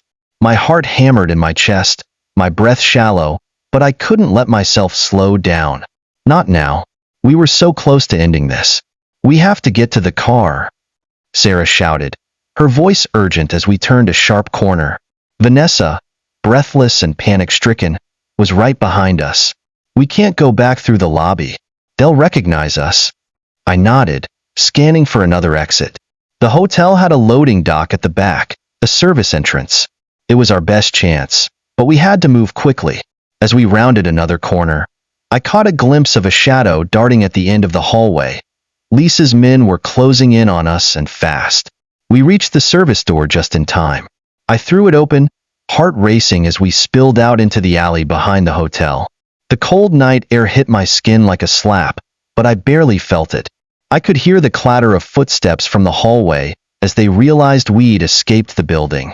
"Go," I hissed, pulling Vanessa along as Sarah led the way to the parking lot. Our car, an old, inconspicuous sedan, was parked near the back of the lot. We didn't waste any time getting inside. Sarah took the wheel and gunned the engine, peeling out of the parking lot as the sound of distant shouts echoed behind us. "They're not far behind," Vanessa panted, staring back through the rearview mirror. I looked out the side window, my eyes scanning for any sign of pursuit. For the first few moments, it seemed like we'd made it. But then, I spotted headlights in the distance. They were coming after us. "Damn it," Sarah cursed under her breath. "We're being followed." The pursuit felt like something out of a high-speed chase movie, only this was real. The sedan following us weaved through traffic, matching our every turn. My pulse raced as Sarah skillfully maneuvered through the crowded streets, her knuckles white as she gripped the steering wheel. "I think they're trying to force us off the road," Sarah said, her voice tense. She made a sharp right turn, skidding the tires as she accelerated, trying to lose them in the maze of city streets. The other car was relentless, staying right behind us. It was clear that Lisa wasn't about to let us escape. "Are we headed to the safe house?" Vanessa asked, glancing over her shoulder. I nodded, though it wasn't exactly a safe bet. The house was hidden, tucked away in the quieter parts of the city, but I knew we wouldn't be able to shake them forever. We needed a backup plan. Something to keep us ahead of Lisa. We'll lay low there for a while, but I don't think we can stay much longer. We have to release the footage soon, I said, my voice steady despite the chaos. We finally arrived at the safe house, a small, nondescript house in a neighborhood far from the city's busy heart. Sarah parked the car in the garage, and we quickly unloaded our things. The house was sparsely furnished, nothing fancy, just a temporary refuge. But at that moment, it felt like a fortress. We locked the doors, drew the curtains, and for the first time in hours, we allowed ourselves a breath. Are we safe for now? Vanessa asked, still visibly shaken. We're safe, for the moment, Sarah replied, her eyes scanning the street through the curtains. But we need to move fast. Lisa won't stop. We all knew what had to happen next. The footage had to be made public. We couldn't let Lisa regain control. We had evidence that could destroy her, but only if we made sure the right people saw it. We spent the next few hours preparing for the next phase. Vanessa reached out to Claire, and together, they made arrangements to release the footage to the media. But the clock was ticking. Lisa was powerful, and her reach extended far beyond what we could anticipate. You ready? Sarah asked as she stood by the computer, the footage ready to be broadcast. I nodded, though my stomach churned. Let's do it. With a few keystrokes, the file was sent out. It was done. The world would soon know the truth about Lisa. The moment the footage went live, the response was immediate. Social media exploded with shock, outrage, and disbelief. News outlets picked up the story almost instantly, some calling it the biggest scandal the city had ever seen. It was everything we had hoped for, and more. But even as we watched the world react, I knew it wasn't over. Lisa still had resources, and if there was one thing I'd learned over the past few weeks, it was that she never gave up easily.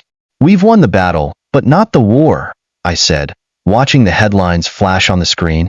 We've got her cornered, Sarah said, her voice fierce. She won't escape this time. For a brief moment, we allowed ourselves a sense of relief. We'd done it. Lisa was exposed. Her empire was crumbling, and the city was finally waking up to her crimes. But as I sat there, staring at the news coverage, I couldn't shake the feeling that Lisa was just waiting for the perfect moment to strike back. And as much as I wanted to believe the nightmare was over, deep down, I knew we hadn't seen the last of her. The days that followed felt like the calm before a storm. The world knew about Lisa now. Her empire was crumbling, and the media was relentless in its pursuit of the truth. Investigations were launched, and even her most loyal associates began distancing themselves from her.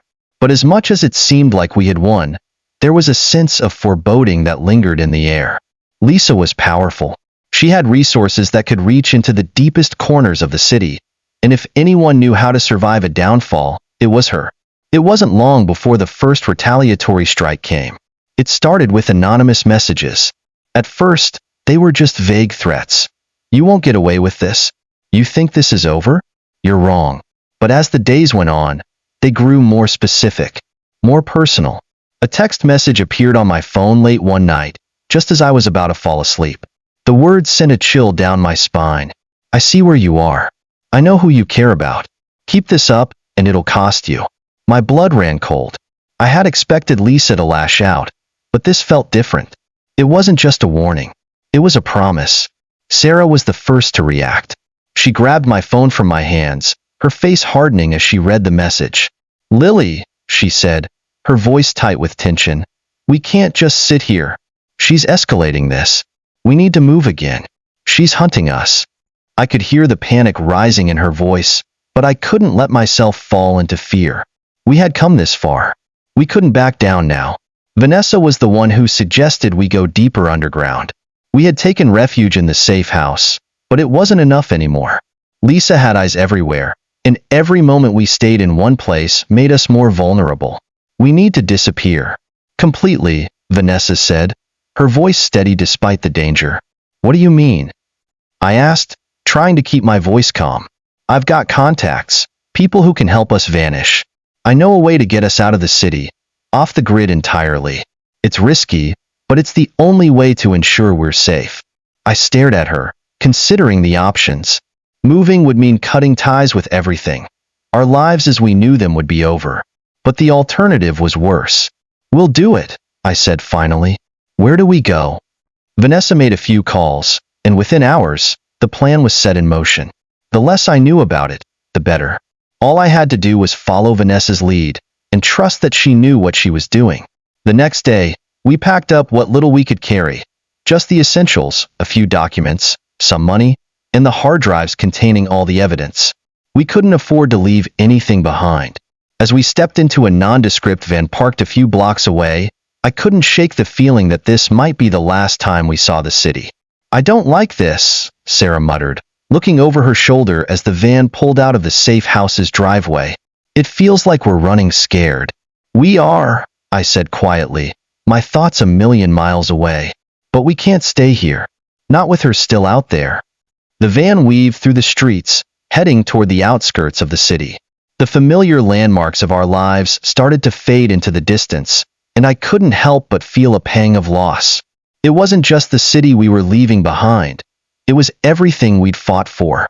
The van took us to a remote location outside the city. There, hidden in the woods, we met a man named Marco. He was rough around the edges, but trustworthy. His team had already prepared an old cabin, a place where we could lay low for a while. "We'll keep you safe," Marco said, his eyes scanning the woods around us as he led us inside the cabin. "But you need to stay out of sight. Lisa's no joke. She'll be looking for you." We nodded, settling into the small cabin. It wasn't much, just a few rooms and a wood stove for heat, but it was ours for the time being. And for the first time in a long while, I allowed myself to breathe. We were safe for now. The media frenzy continued to grow. Lisa's name was in every headline, and people in the city were starting to take sides. Some saw her as a victim, a powerful woman brought down by the corrupt forces around her. Others saw her for what she truly was, a manipulative, dangerous criminal. But no matter how the public spun it, the truth was undeniable. Lisa was finished. But even as the city's attention shifted to other matters, Lisa's wrath was building. It was only a matter of time before she made her move. One night, after we had settled in at the cabin, a new message arrived, this one more ominous than any before. It was from an unknown number, but the words were clear. "You've made your move, Lily, but I'm not done yet. This isn't over until I say it is. Your family will pay the price." I felt the blood drain from my face. This time, Lisa wasn't just threatening me. She was threatening Jake. "This is it," I said, my voice tight. "She's coming after us." Vanessa, who had been sitting silently in the corner, looked up. Her eyes were grim. "We need to end this. Now." "We can't wait for her to make her next move," Sarah added, her fists clenched. "If we don't strike first, she'll destroy everything." The tension in the room was palpable. We were at a crossroads. We had the evidence, the resources, and the will to bring Lisa down. But the question was, how far were we willing to go?